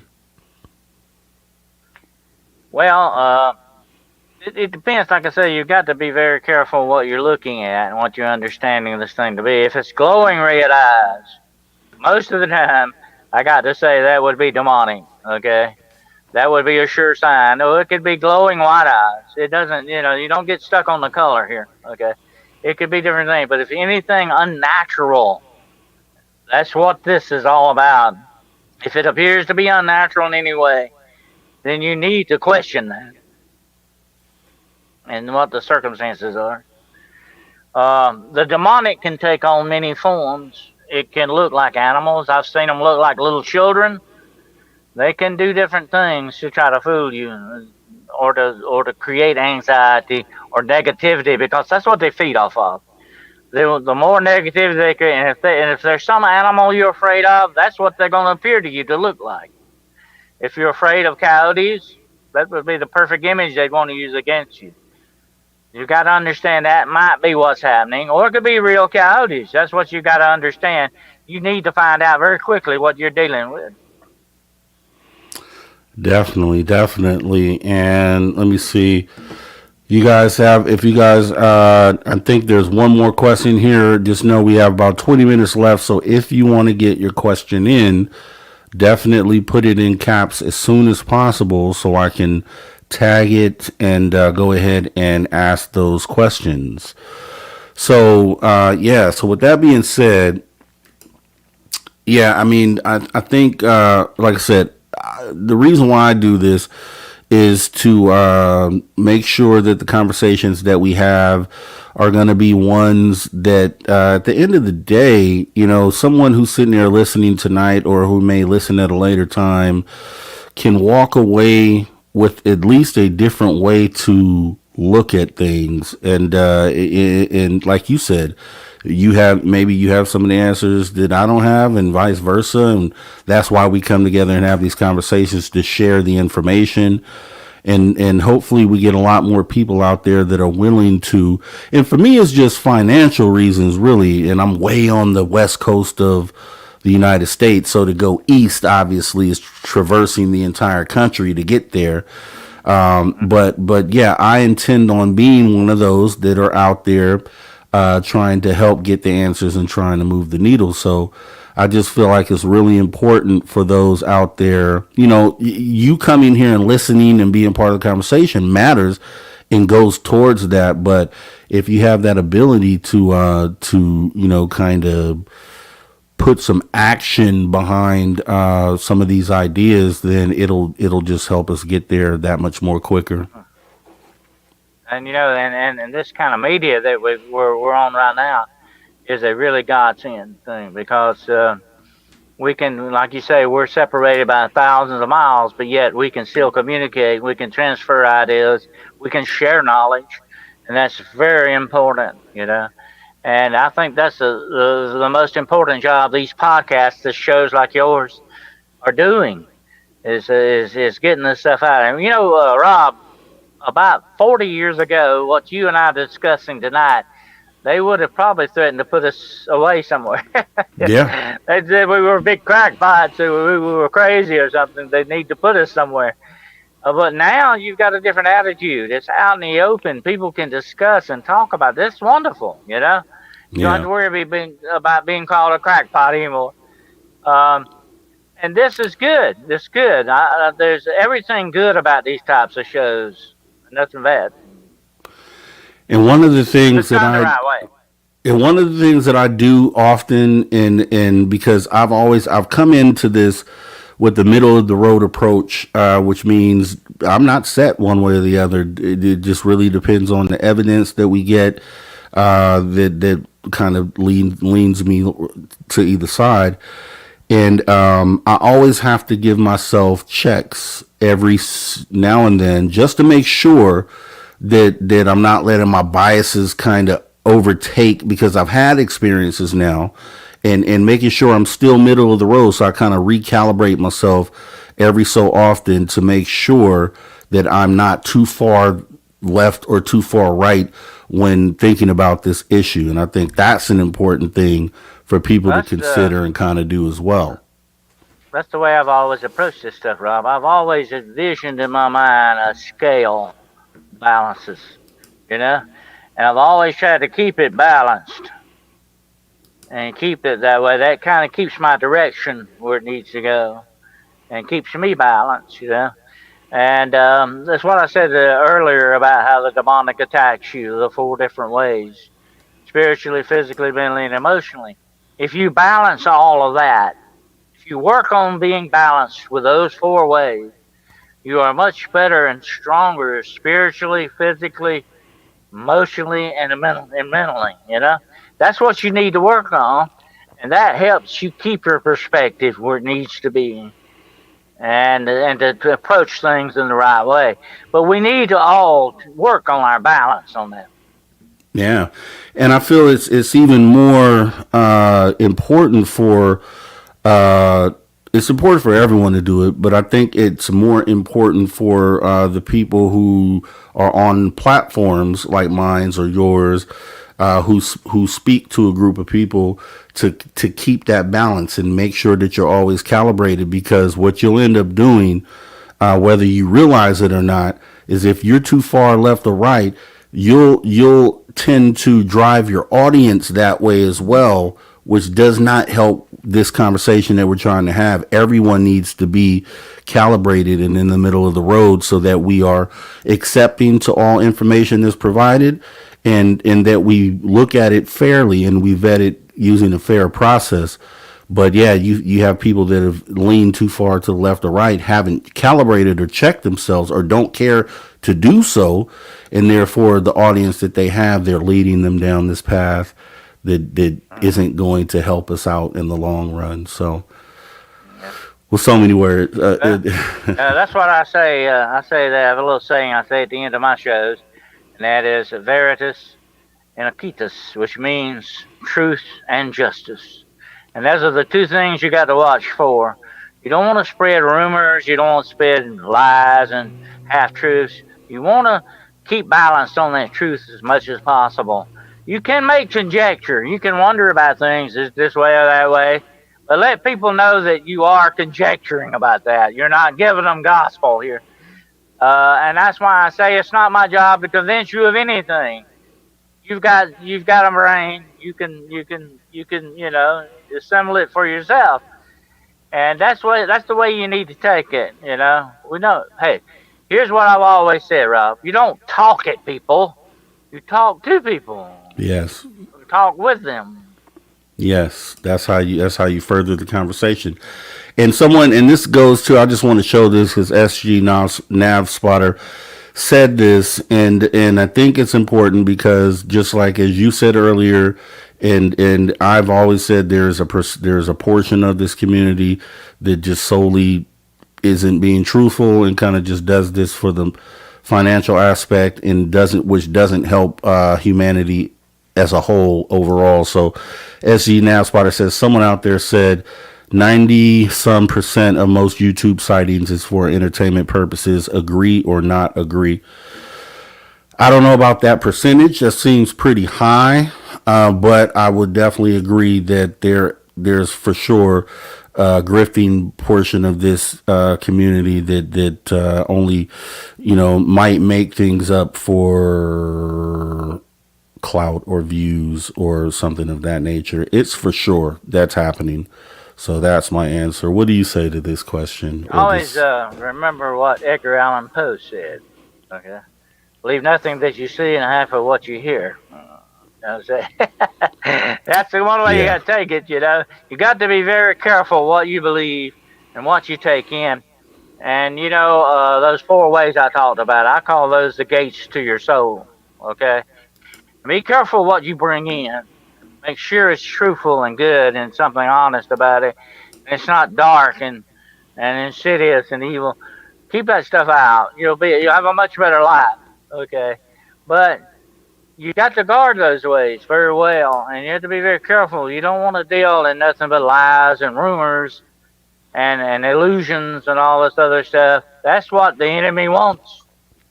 Exactly. They want us to walk in muddy waters when we should be looking for clear streams to wade in.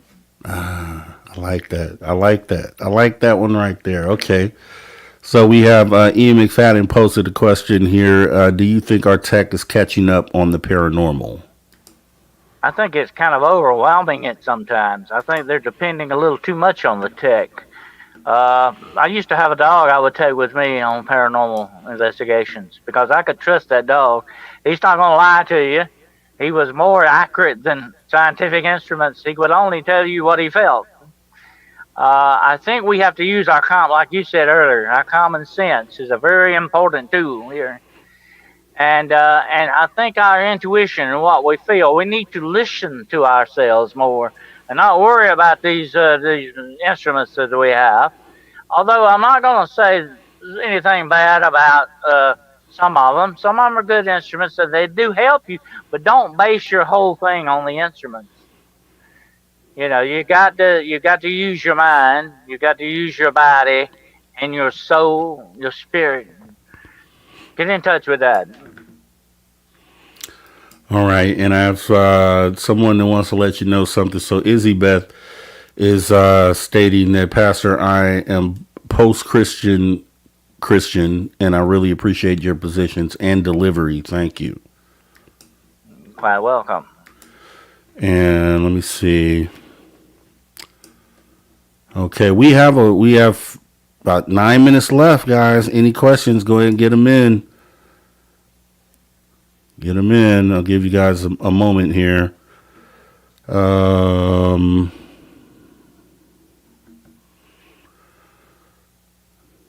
Yes, Van Gold asking, is Dennis a doctor? Then we should be calling him that, right? Right, that's where we have you listed, right? Dr. Dennis Well, Carroll. I am a doctor of metaphysics. That's why they call me that. But I'm also a doctor of divinity, a doctor of philosophy, and a doctor of theology. So I guess you could call me a doctor. There we I don't go. go around pushing it. I don't go around pushing it, but there you go. There we go. There's respect where respect is due. So yes, exactly. So let me see here.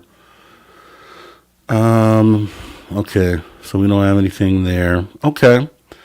Well, with that being said, unless another question comes in, okay, we have one right now. Let me see. Dennis, any spiritual protection tips when out in the field? Well, on any investigation, whether it be cryptid, UFO, whatever the situation is, I always do a prayer of protection going in and a prayer of protection going out. It's good to ground yourself spiritually for what you might run into. You don't do that. Doesn't happen every time. A lot of people don't understand in this field. Everywhere you go, every case you have is not usually haunted or it's got spirits with it or whatever the situation. You're not going to run into demons every time. No, but you've got to be prepared. It's just like, if it looks like it might rain, you want to wear a rain jacket, And that's the way it goes spiritually, too.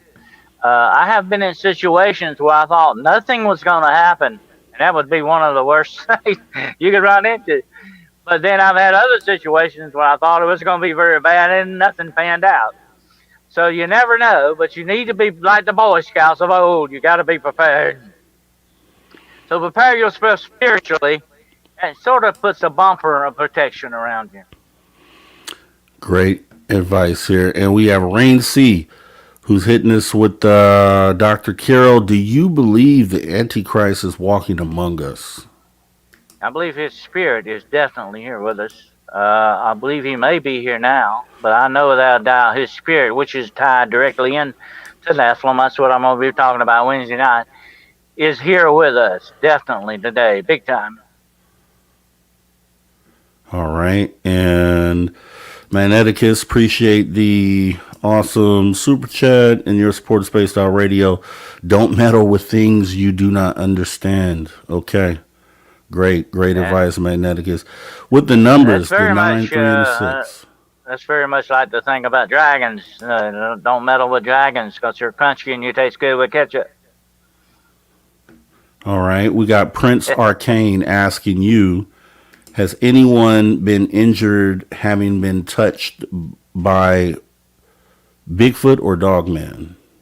Oh, I think a lot of people have been more than injured. Some have been supposedly massacred by these, especially by Dogman.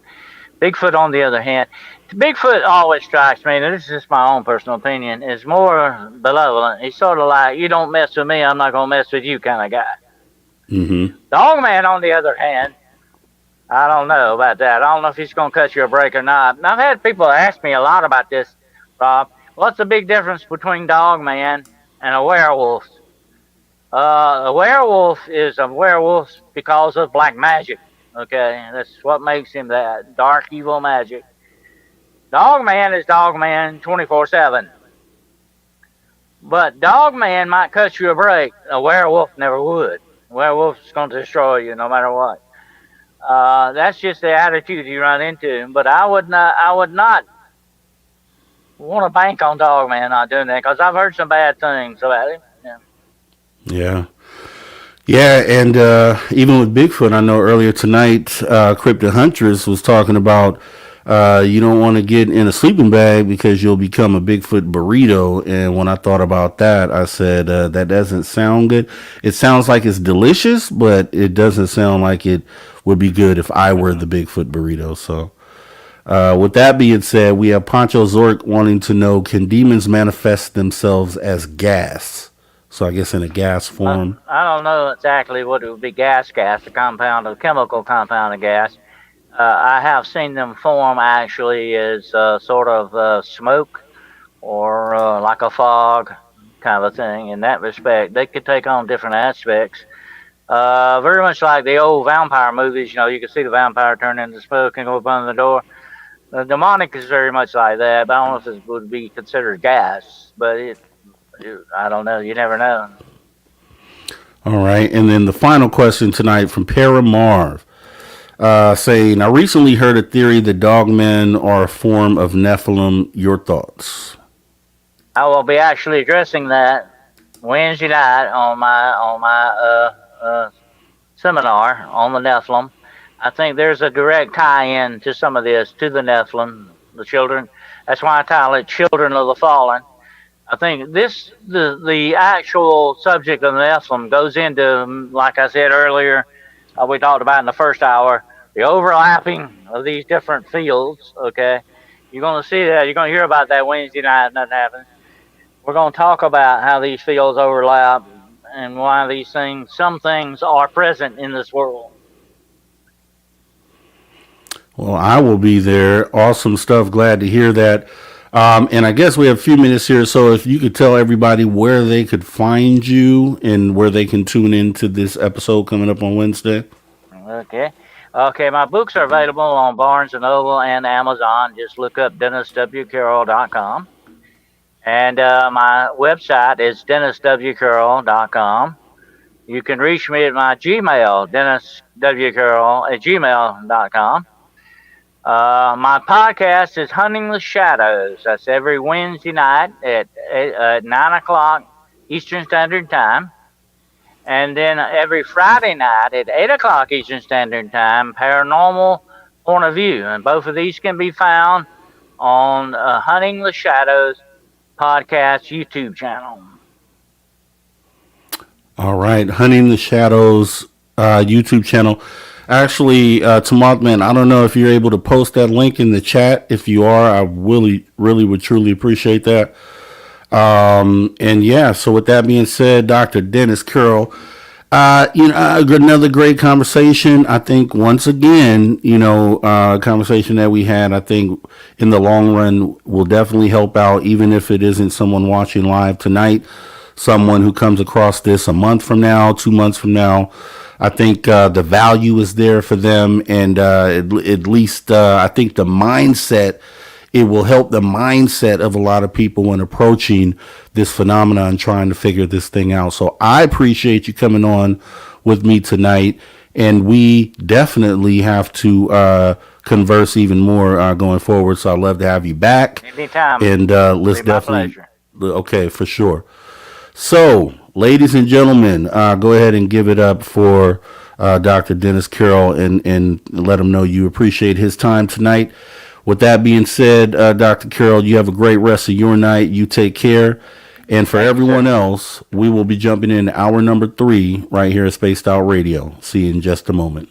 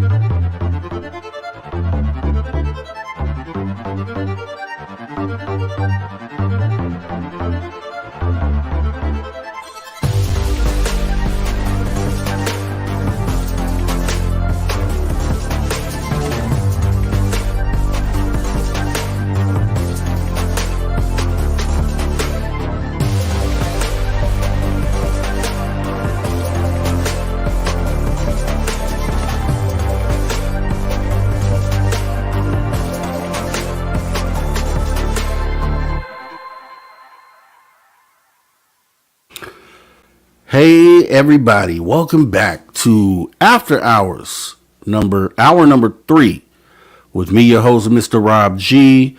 And we are going to be getting into what we do in hour 3, which is on Sundays. We bring in our paranormal reporter, and I think everybody knows who that is. It is our guy, Travis Moostus. So I'm going to go ahead and bring the guy in because, yeah, it's about that time. So, ladies and gentlemen, without further delay, the man with the plan, the man with the voice, the man with the smile and the energy, Mr. Travis Moostus. How are you, sir? Long time, sir.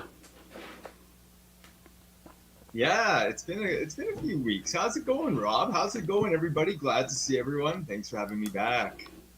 Yes, yes, yes. We're so glad to have you back, man. We just want to see you. We just want to see you, man. So, regardless of what you got to talk about tonight, man, you can talk about anything you want to tonight. We just want to hang out with Travis tonight, and everybody in the audience is saying hi, Travis. What have you been up to? I know you've been on Tuesdays and dropping the knowledge on Dave Scott. What and these are short weeks, obviously, so I don't anticipate that you have a lot of new stuff since Tuesday. But did you have anything you wanted to go over specifically tonight, or you just want to hang out? Yeah, I'm here for the time. I'm flowing with the universe here, and yeah, it's we're chatting, we're hanging out. Dave Scott, is it's always excellent. He always has these wonderful questions, hard hitting questions that I just I enjoy taking the time for. So uh, other than that, I've been busy with. I I just released a new book out there. It's been a work in progress for a while now, and just finally I'm happy that it's complete and it's out there. Yeah, let me bring that up actually, because I saw you sent that over. Let me want to bring that up on screen here. Excellent. Let's see. It is.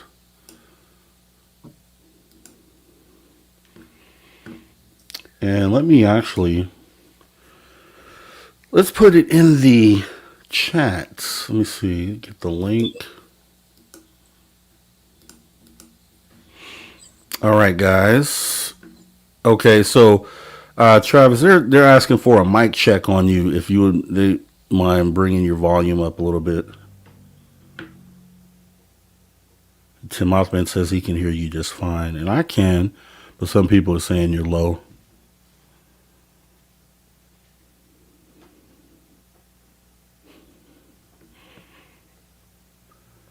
So let me see.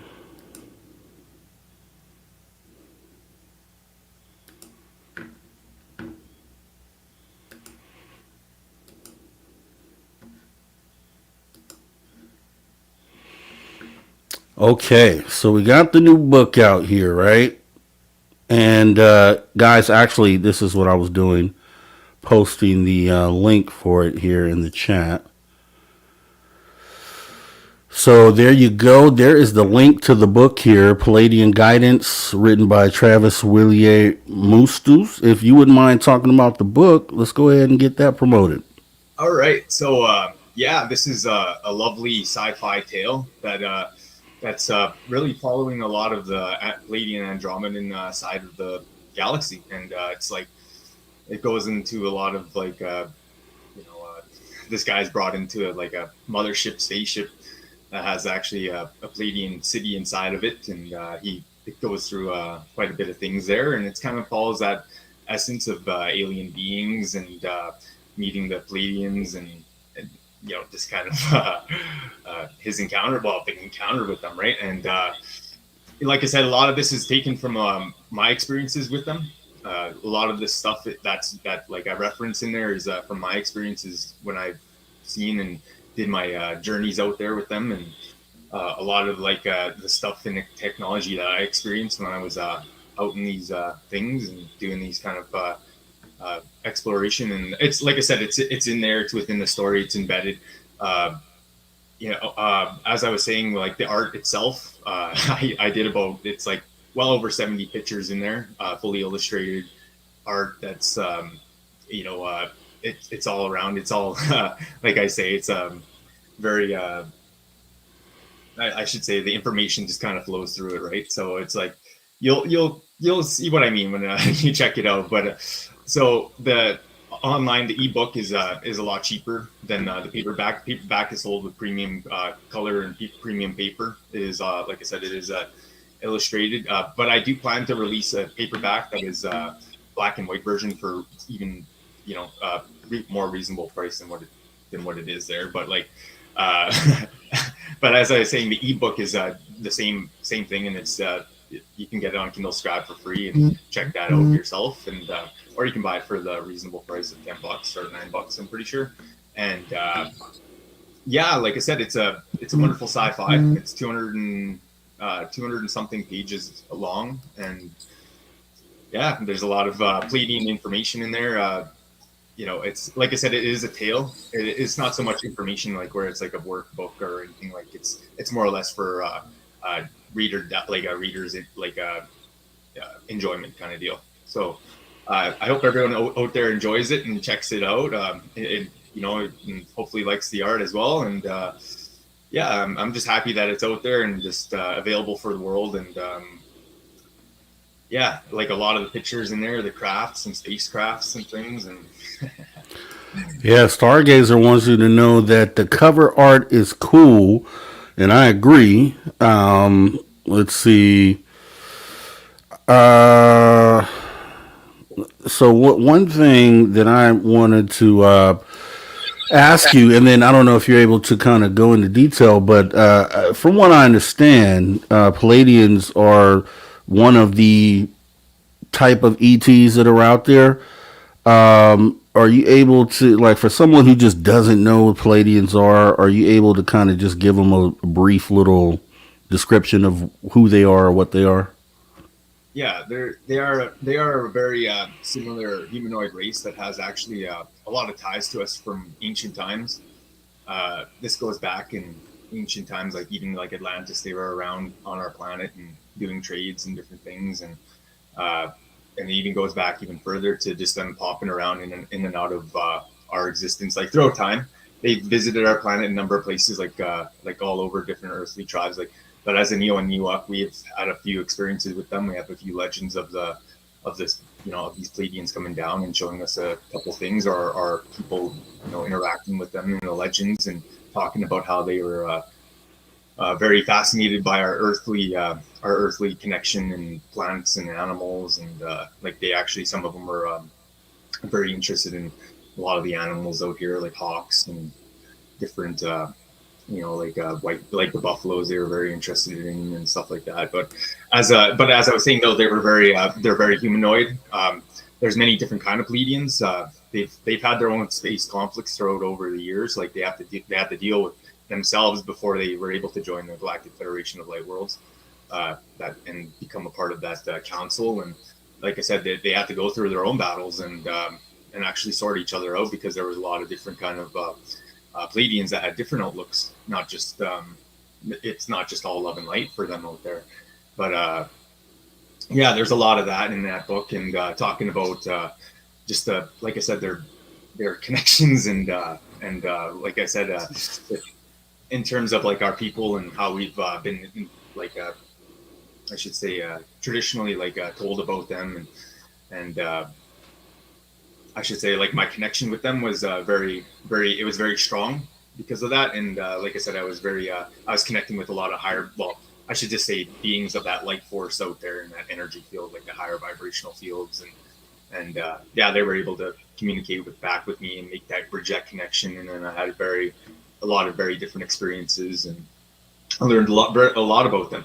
But there's a mixed race, like I said, this Pleiadian group that I've been interacting with is Pleiadian Andromedan, and they, like I said, it's a very mixed race. There's many different alien beings from all walks of the universe that interact with them, and yeah, it's a very open kind of like sector of the universe in that sense, like in terms of trade and just a conglomeration of different aliens, I should say.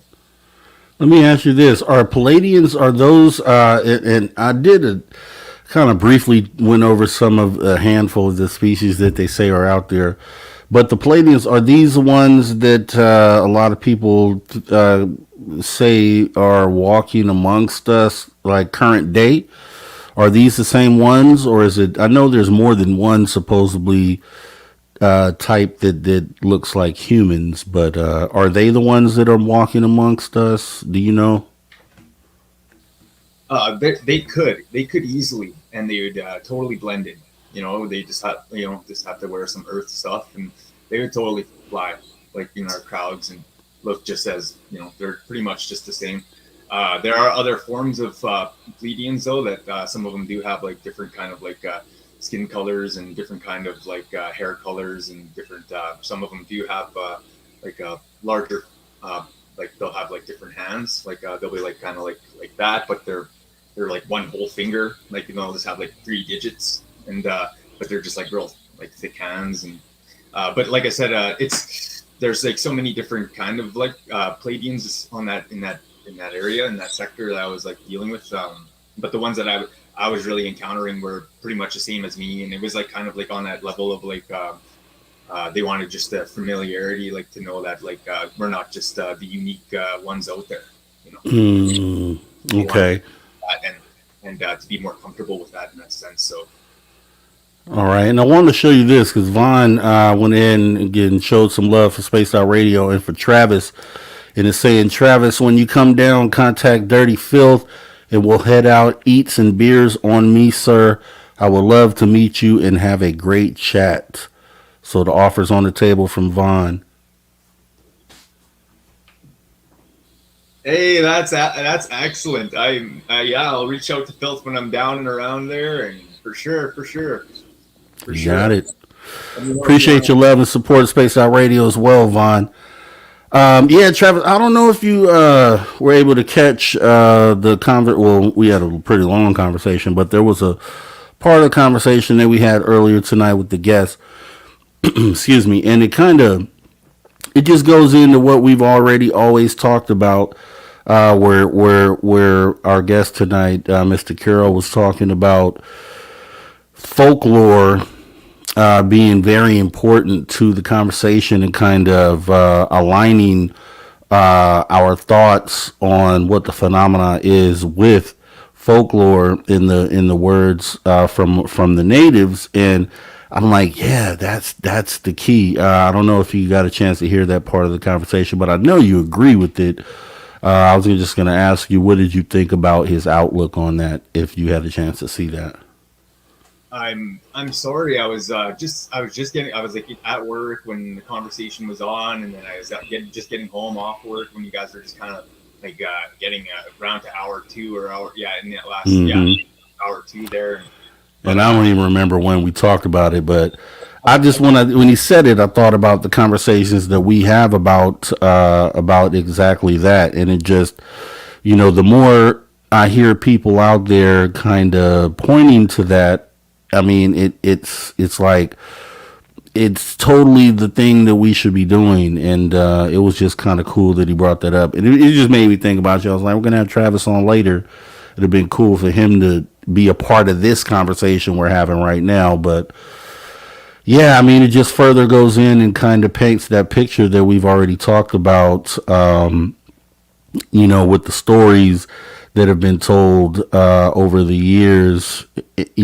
Some people on the outside look at those as only stories, but then when you start to unravel, the phenomenon, what it is, and then you align that with the stories that you hear from the natives, it just makes a lot of sense that we're probably talking about the same thing, and this is probably the best place for you to look for answers as far as what it is that you're talking about. But I know you're on the inside, so I know how you feel about that, but it was just cool to hear him bring that up, because I think a lot of people should feel that way out there. I think a lot more people, and it just, for him to be someone I hadn't met before, talking to for the first time, it was just kind of cool to hear that that's also what he thinks about it. So I thought that was pretty cool. Yeah, I can only agree. So for me, like you said, being on the inside, when I started, because I heard the tales and I heard the legends, throughout time, and it's really nice when I look through other world histories, or I look at the murals or paintings of these legends and myths from these other parts of the world, and I start to see similar kind of characteristics of these mystical beasts, and that would have that would have never had contact or that information go across, at the time, in the ancient times. So it's just like when I look in, I think of, like, for example, the Thunderbird, and we say Thunderbird nowadays, but it was never known really as a Thunderbird, like as a bird. It was just considered because it was a winged spirit, right? Winged being that flew around this, like, in the sky, and it never landed.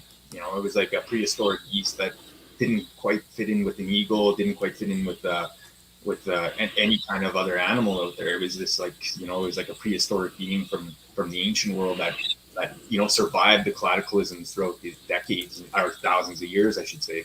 And then also too, the thing that our people always described was it would bring the rain, and that was like a lot of things. Like, it was always bringing rain, and whenever it flapped its wings, the thunder would come, and that's like because it was causing that friction, that electricity in the air, right? So it was just like bringing storms wherever it flew, and clouds, and it just makes me feel good inside, because then I start to see some of these similarities from other cultures around the world, and then this helps me confirm that it was a real being, and it was a real thing that flew around, because these other cultures seen it that would have never have had contact or were able to share that story, like Australian people with the rainbow serpent, which is also a large dragon-like serpent in the sky that would carry the rain and thunder.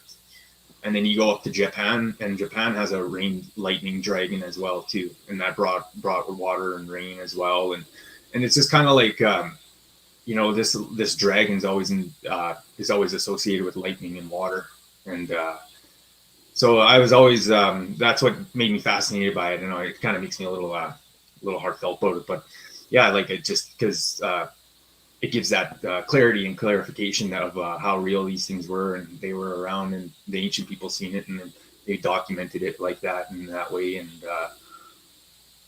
when you hear that confirmation from other parts of the world and world religion, actually not religion, but traditions and their histories, right? So it's like makes it all more real for me. Yeah, and I think hopefully what I would love to see is that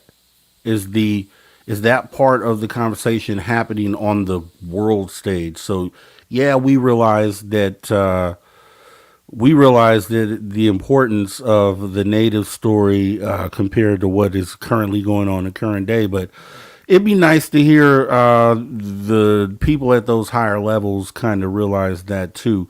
And it'll be interesting to see the day that becomes part of that conversation, because then it's like it's like a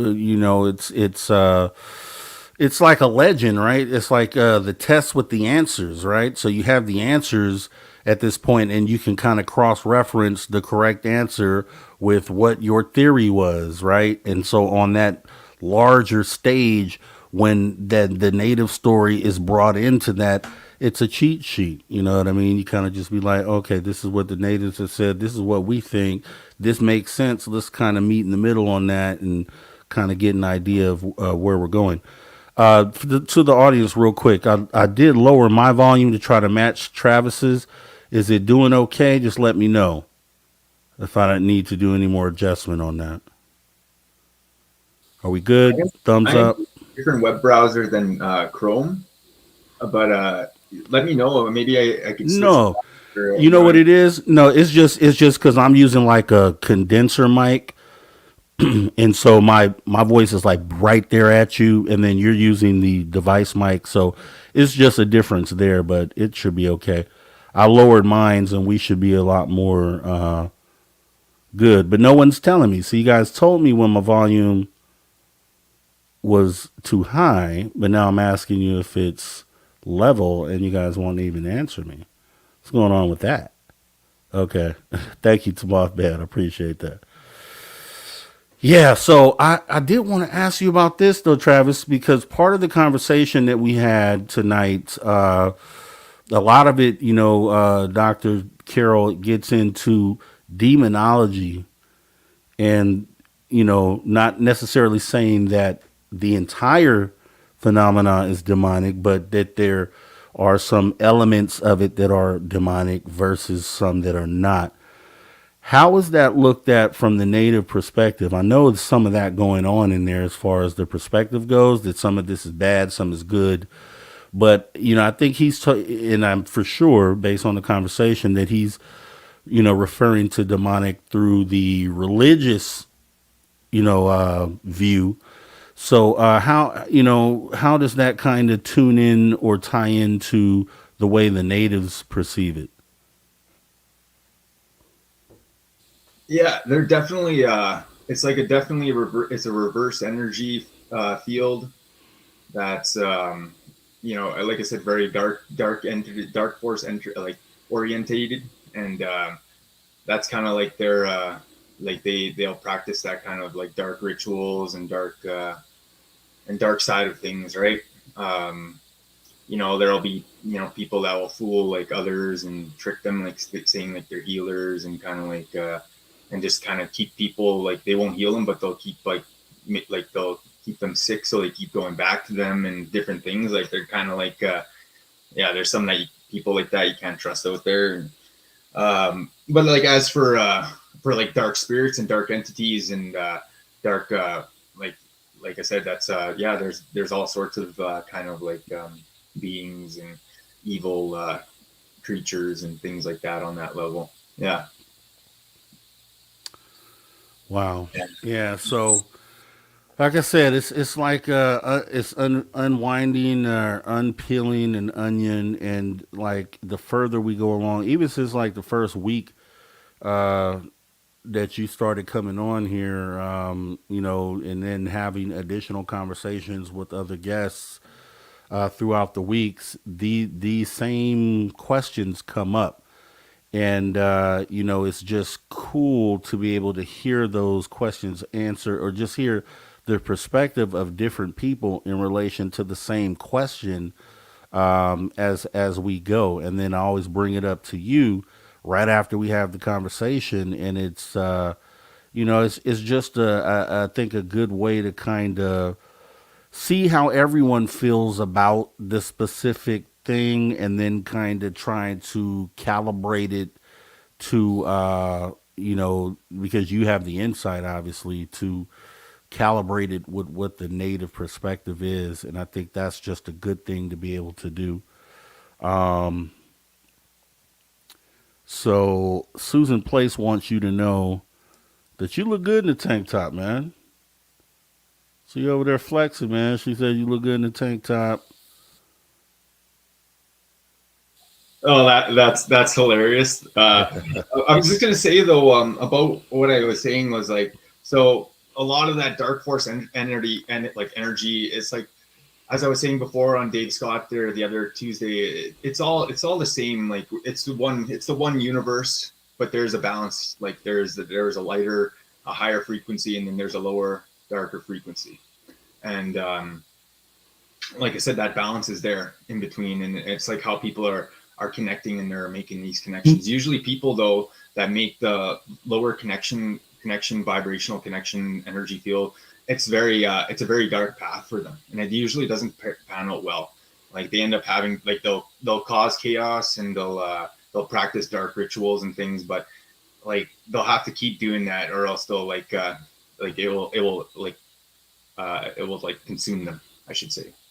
And like people don't usually last too long when they do that kind of work, or energy work or anything like that. It's just not natural for the human being to flow that way, because it's reverse energy, right? And as human beings, we have that choice to, we can flow, and like we can do that energy, right? We flow with the universe. But as our energy points look from our perspective, is that we're antennas, and we're bringing we're you know attracting this energy, and through our, like the vortex on the top of our head, and also enveloping through our body, right? It's like through all of our chakra points and our energy points, and but like I said, into our spirit.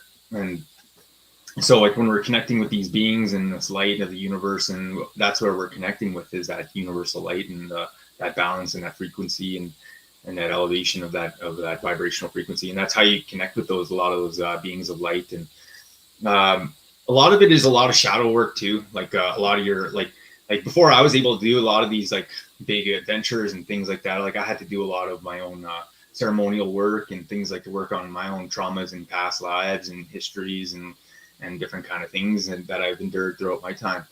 And I wasn't expecting it, but it came at me in the most in the most like interesting way. Like the way it happened was like I was like in a dream, and I was told I was going to be getting these visions in my dreams. Like I was going to be told something, or I was going to be getting a lot of information, and I thought it like so. What ended up happening was my uncle had passed away the previous year, and he was a very big mentor and teacher of these ways to me.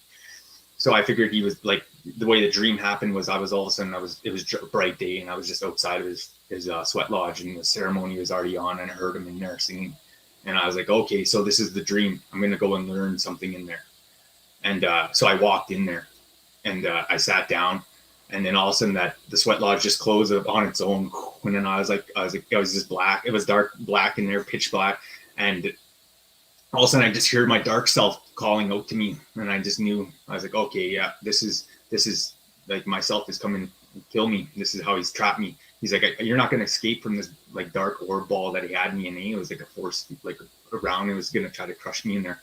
And I was like, oh no, I'm going to get out. So I started like creating my own energy ball, and it just like the light just broke that darkness, just and all of a sudden I just seen that like that the ground just kind of open up, and that at like dark force version of me just kind of went crawling back down into the darker astral world. And that was the pain body. That was like all my traumas and things in life that happened to me throughout my days and past lives. And then I was going to go after it and finish it off, so it never came back, right? And that's when I heard my uncle say, hey, no, you did good, you won't come back, like you did good.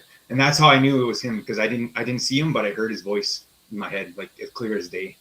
And but like, so like what I'm saying is like when people start to awaken and start to have these things, you should be really self-aware that like your own dark self is going to come for you, and you got to deal with that in that sense too. And you know, and everybody has to do that work in that sense, and and everybody has that version that they have to deal with. Yeah, and it makes me. I mean, it. You know I have. Let me tag that question. I got that question, Van Love. I asked him just a second. I think it's and there ends up being an envy, right? Because you know, for someone who understands that the native word is likely the correct word when it comes to pretty much a lot of things in life, and then for you to be able to fall back on the elders, right, to get that, to kind of check your thought process, to kind of run it by the elders to find out what they think about, like you have that advantage to do so. And that's in my family, we have a couple of different native lines in our heritage. And what I want to do this year, I have a list of things I want to do, right? I want to do the CE5 thing, but and it may not be this year. It may be over the next couple years. But I'm going to make it a point to go back into my history, and I want to document this happening and reconnect right with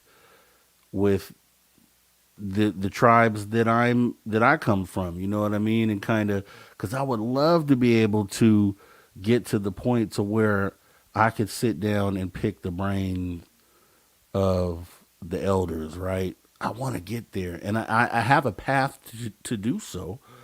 I just have to take those steps to do it. And the more I hear you speak about it, I'm like, man, I wish I had that sort of access to be able to get to ask those questions and get those like really enlightened answers. So I think I probably speak for a lot of people who'd be envious of that, man. But you have it. You have a really good thing. Just so you're on the inside. So I don't know if you see it that same way, but you have it really, really good when it comes to being able to question things and kind of go through the paces to figure out what this life is really about. So, congratulations to you for that, for having that. It's a beautiful thing. And yeah, I'm gonna make it my mission to take that path because I would love to be able to reconnect with the tribe that I'm from and be able to ask those same questions. You know what I mean? I've been very fortunate. Like you're right, it is a blessing, and I'm truly grateful for. And one I'm truly grateful for. It's all been through a time in the universe, like these moments when I've had the chance to speak to these elders, or elders who are open to share these stories or experiences with me. It's always came at a time when it was just like it was meant to be, or meant to happen in that moment, or the teaching was meant to happen there, or like the things from like a mystical plant being where it shouldn't be growing, so I can like learn that plant, right? Like things like that, like and then from them recognizing some of my some of the aliens that I have on my like some of the beaded aliens I usually wear. There was a few elders that came up to me and they're like talking to me about it. One man's like, "So did you get picked up yet?" And I was like, "Yeah." And he's like, "So you seen the ships?" He's like, "Which ones did you see?" And then I told him what ones I seen. He's like, "Okay." He's like, "Yeah, I spent a few months with Graves when I was young," and he told me all these like real awesome things. And then there was another man who came up and he seen the one the alien I had on, and he's like, "Yeah, I experienced that. I experienced those guys before. And I've hurt those people before." And I'm like, "Oh, really?" He's like, "Yeah, those alligator people." And I'm like, "Oh, okay, let's hear that."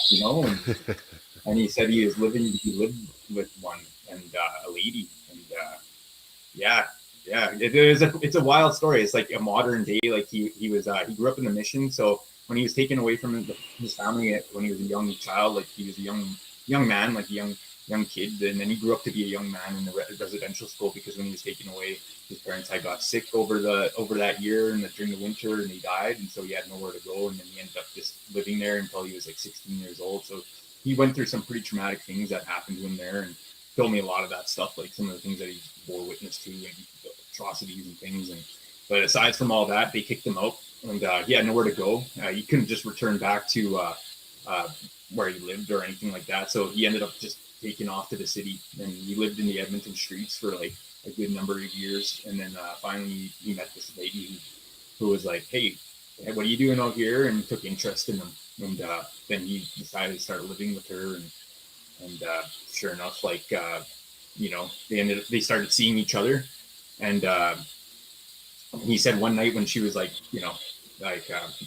making love to him, he was like looking in her eyes, and he said that's when her eyes switched, and they looked like alligator eyes. That's what he said. And then he said they had a child, and this child was he said it had little bumps on the arms and the back and the neck and down the legs, and he said that child was always had to wear a sweater to hide its scales. And yeah, he said it stayed home. It didn't go to he didn't put in school or anything. It was real hard to raise him because they lived like reptiles, he said. So he got kind of sick dealing with the feces and things like that, cleaning up after these kids, and he said he got sick, and he went to the hospital, and then he came back, and that lady was gone with the kid, and but it was like a few years or something like that, and he said he was looking around for her and couldn't find her, but he said he thought he'd seen her again, and she had another kid, but he said he wasn't too sure. But he was like, but if that was his kid, then then she had two. She was able to keep the sperm or whatever he said, and all these things. Like it was like real wild. Like he had it was like a really interesting tale about it. But it was like a modern day.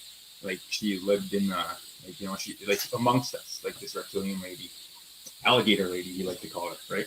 But I knew what it was. Yeah.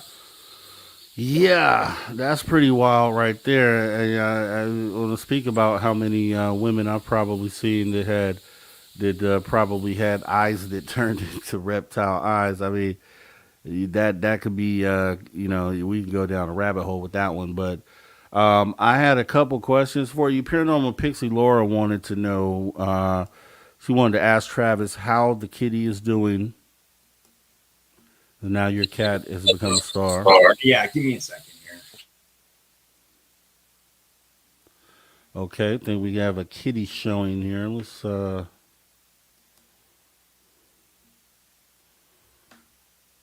see what we have He's here. in the other room. I don't know what he's up to. Okay. He's running around. Oh yeah, you can hear him. He's running around. He's doing good though. Yeah, definitely a lot of cat fans in this audience here because of Blob. Blob is a star here too. So Um, let's see. We also had Van Gold asking you, where is this Asheville you speak of? Asheville. Yeah, maybe you didn't say Asheville. Maybe it sounded like Asheville. Maybe it sounded like that. Interesting. Yeah. Hmm. 'Cause she's in North Carolina, so I think that's why she's bringing that up. Okay.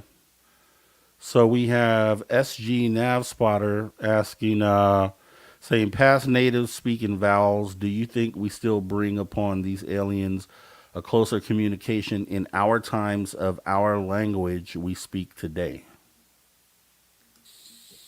It's very interesting. The more I've experienced a lot of these, uh, it's it seems like they've been able to even like it's very universal. Like they've been able to really communicate with me, and I've been able to telepathically speak with them.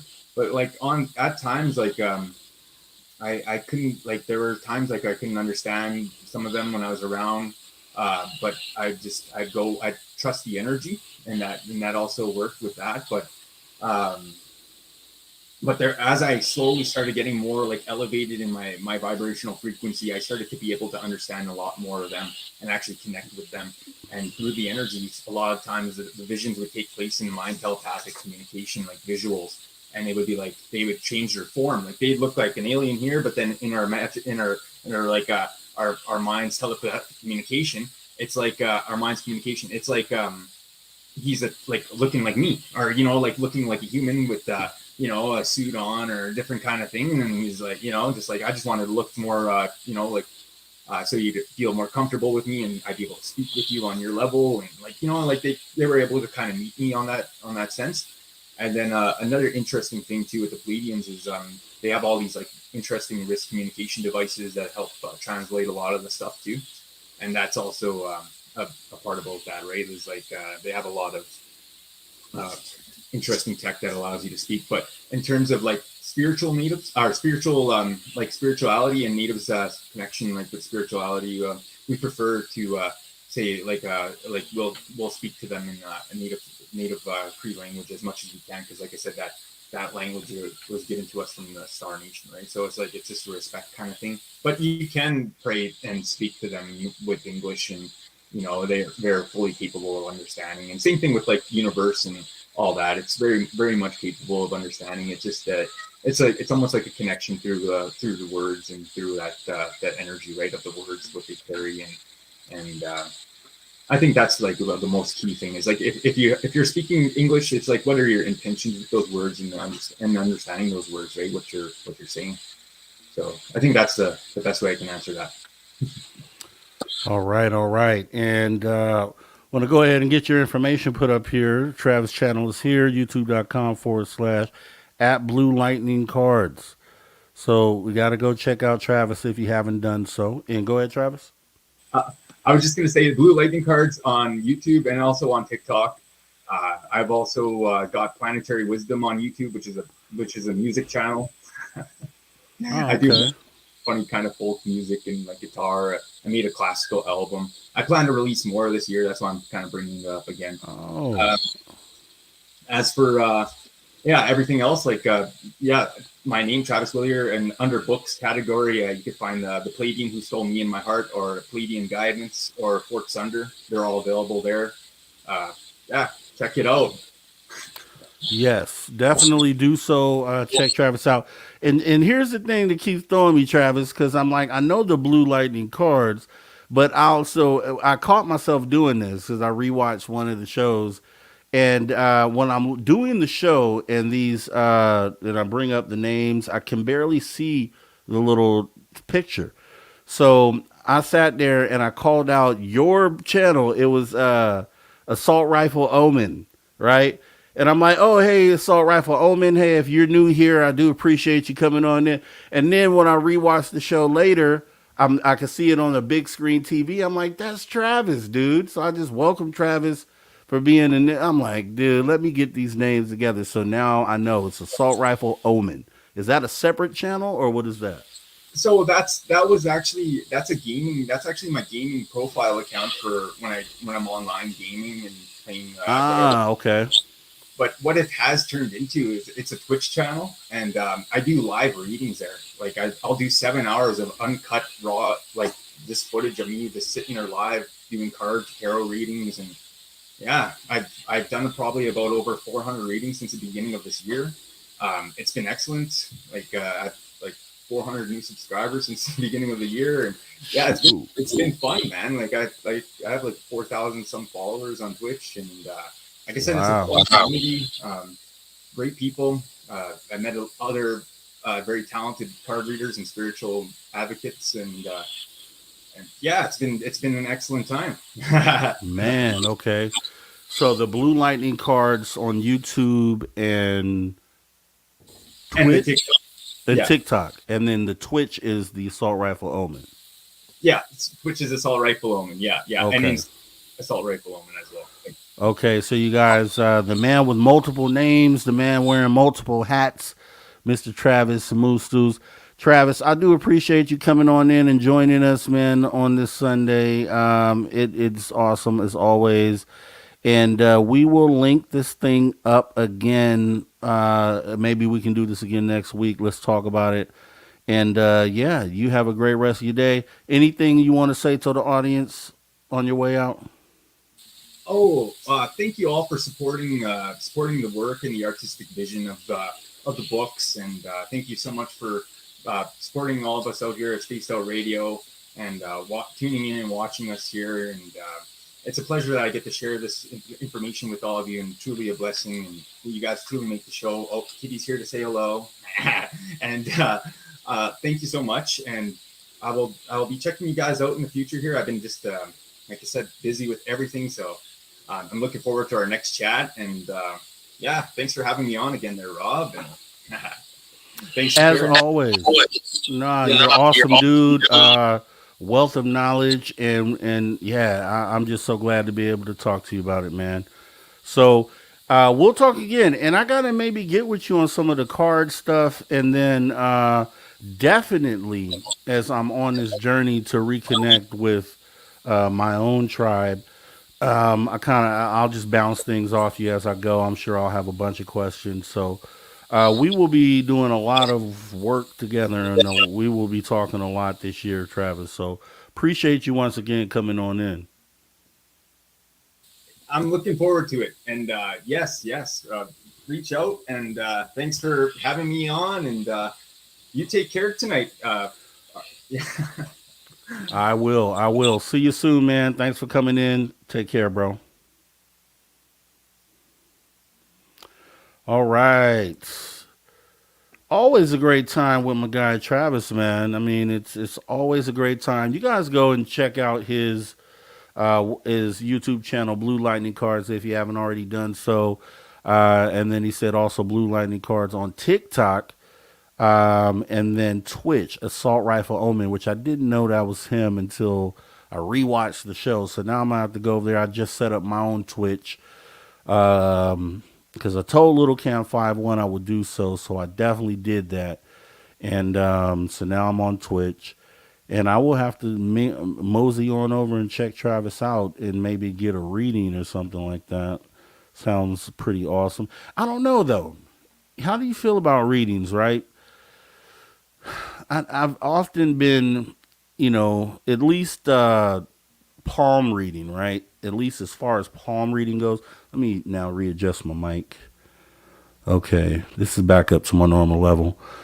All right, so palm reading is one of the things that I looked at and I wasn't too sure about because in a lot of cases, yeah, right? So your lifeline and all that good stuff. And sometimes you get bad news, right? So it's like, I would be okay if the news wasn't going to be bad, but then I would be empowered by that news as well, and it would probably put me in a position to push harder than I might be pushing right now, right? So I could see both sides to it, but that's the only thing that the only setback that I have when it comes to being read.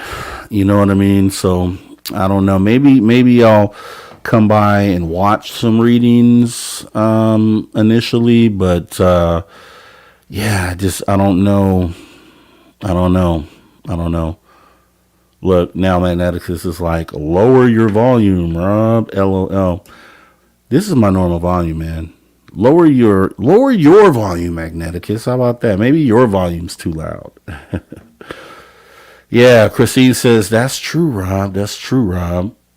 See, everyone has got adjusted to the lower volume, so. But this is the normal show volume right here, just so you know.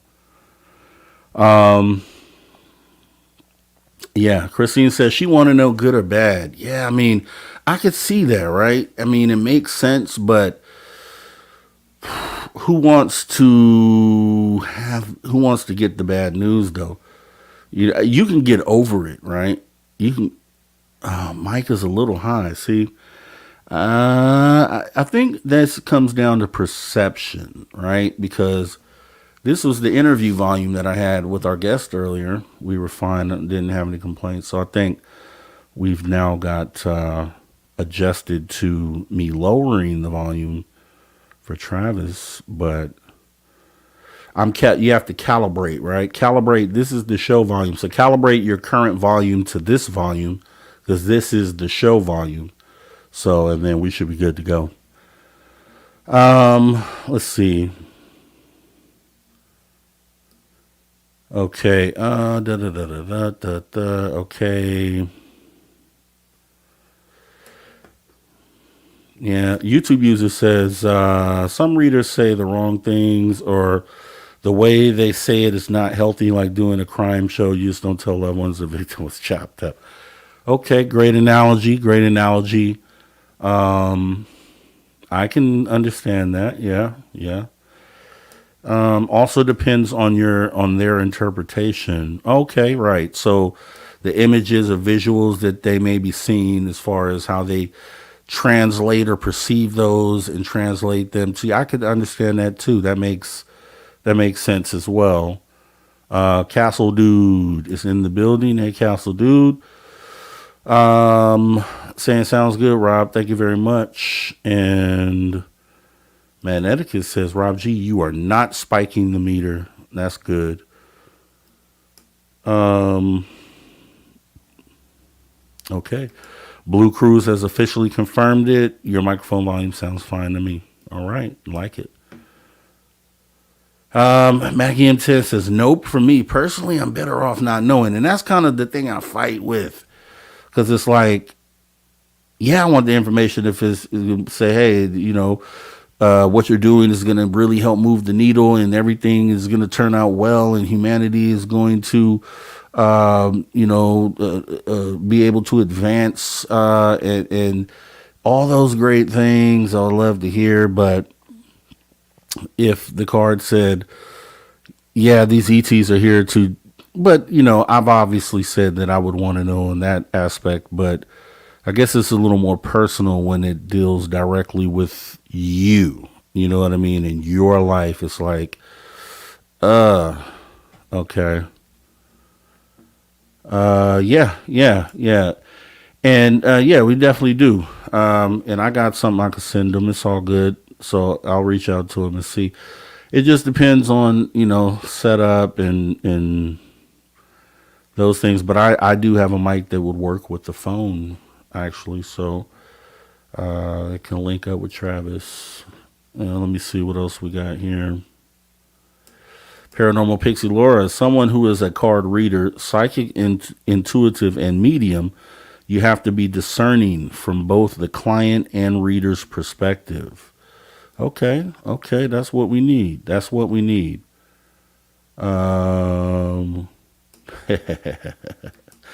Castle Dude, you still waiting on the Rob G underpants? Good things come to those who wait. They're going to be awesome, I promise you. The Rob G t-shirts are out there too. Socks as well. The alien head ones, those are pretty awesome. The logo you see right there, right? Get that logo on a t-shirt. I'm telling you, Would love to see you in Reno with that. And let me see, is there any more input here? I think we're looking all good here. Okay, yeah, so that's just some back and forth. So let me go ahead and run the commercials real quick because that's why we made them, and we should be showing these as often as we can. All right, we don't have ugly swag, ladies and gentlemen. Let's go ahead and check that out. We do not have ugly swag. Let's take a look. Guess what? We do not have ugly swag. We have Spaced Out Radio gear that you're going to want to wear. Why? Because no one wants to wear ugly clothing. So head on over to spacedoutradio.com and go shopping today. You'll be glad you did. And it's a great way to support our show. Once you get your gear, send us a picture of you rocking out in your SOR swag. spacedoutradio.com. Shop there today. And make yourself look good. You love your woo. It's time to make a commitment to the 3rd annual SOR Fan Party. This time, we're heading to Reno, Nevada and the Silver Legacy Casino and Resort, May 10th through 12th, 2024. Tickets are $60 or $100 for VIP. With that, you get a free radio show. You get to hang out with celebrity guests from Spaced Out Radio, including our team, who are coming to hang out with you. You get to meet the entire team, like Science Bob, Merle, Melinda Leslie, Geraldina Roscoe, and more. It's a weekend packed with adventure, and we want you there. After all, we're doing this for you. Find out more and get your tickets at info@spacedoutradio.com and book your hotels today at the Silver Legacy Casino and Resort in Reno, Nevada. Come join us for the SOR Fan Party, May 10th through 12th, 2024. Yes, hope to see you there. Please be there. Would love to see you there, and would love to see you there in the Rob G. Alien Head T. I would just love to do that, and that would be awesome. That would be awesome. I should definitely have mines. I should be rocking mines for sure. And Tony D, shout out to you, saying hello, everyone. Just would like to say I listened to your show from Saturday night, and the music in the break was great. Thanks, sweet Robbie G. No problem at all. I had to pick something other than what we had because we were getting hit on copyright strikes. So I said, it's a time for me to pick some things that reflect things that I might listen to, right? So that's what you get on those commercial breaks. You get, I listen to all genres of music. So it's hip hop, it's rock, it's, even a little bit of country sometimes. I'm just a musician, period. And, I've always been open to all music, even techno. Believe me, if you saw my playlist, the playlist I have set up, you would be like, whoa. Right. So, yeah, I wanted the music to kind of reflect the kind of vibe that I like to have when I'm chilling or listening to music. And I think it did that. So I appreciate you, Tony D. Appreciate you supporting Spaced Out Radio. Appreciate you even leaving the comment, taking the time to do that. That was awesome. And with that being said, I'm going to go ahead and reach out and thank our super chatters for tonight. We had our guy Magneticus coming in with the numbers, and the guy is awesome, right? So Magneticus, Tesla's Theory 369 based on the concept of, and then your second super chat for 693, Tesla's Theory 369 is based on the concept of reducing any number to a single digit by adding together its individual digits. And then the third super chat of the night, don't meddle with things you don't understand. All wise words from the guy Magneticus. And then we had Vaughn come in with the support, $10 Canadian. Travis, when you come down, contact Dirty Filth. And we'll head out, eat some burgers on me, sir. We'd love to meet you and have a great chat. And it sounds like he's up to doing that. So, Vaughn, thank you for your support of Spaced Out Radio. Definitely appreciate that. To all the space travelers out there, you are already a space traveler. Let's take the next step and join the club. That's right. For as little as $5 per month, you can join our Space Travelers Club by visiting our Patreon and signing up there. Outside of that, to all our viewers and listeners across the globe, thank you for coming in tonight and sharing your time with us and tuning your frequency to Spaced Out Radio. Because here at Spaced Out Radio, we do what we do best. And what is that, you ask? We own the night, guys. Do appreciate you coming in.